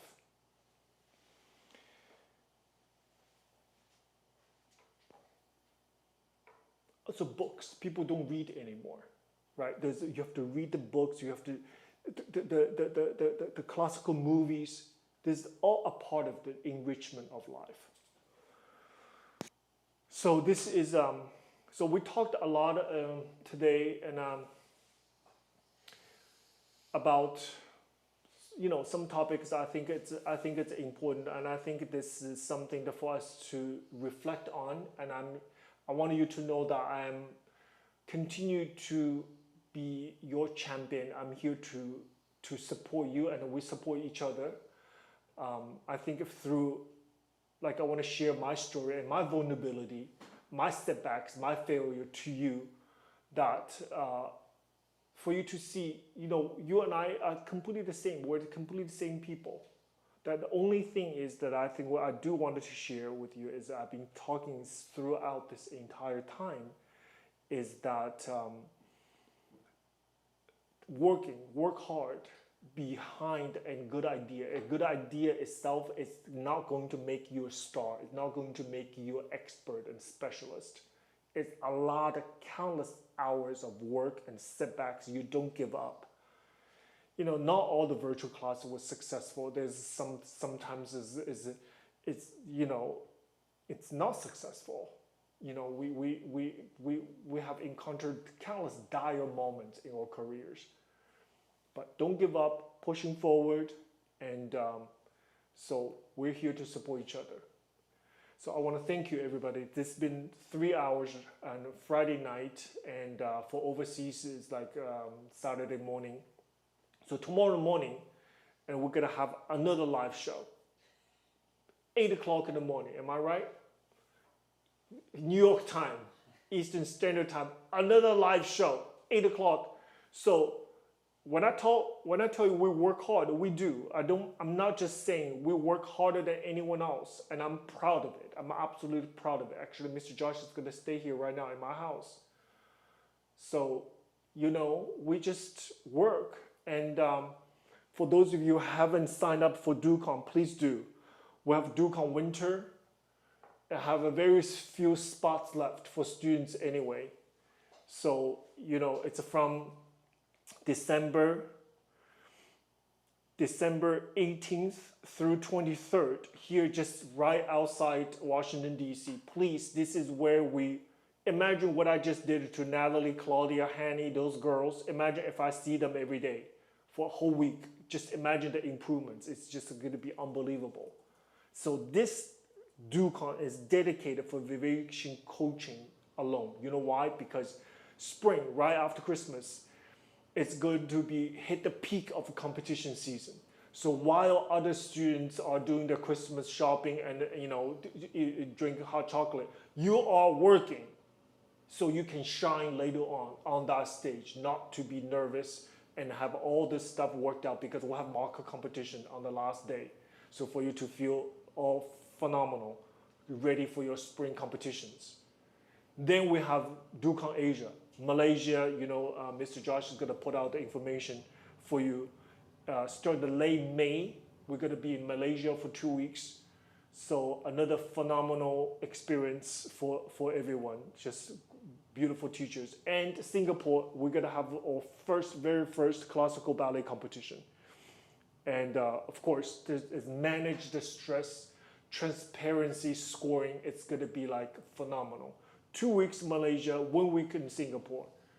And please sign up. And I think the Singapore one, it's like we're already halfway through in registration. We have like 6 more months to go.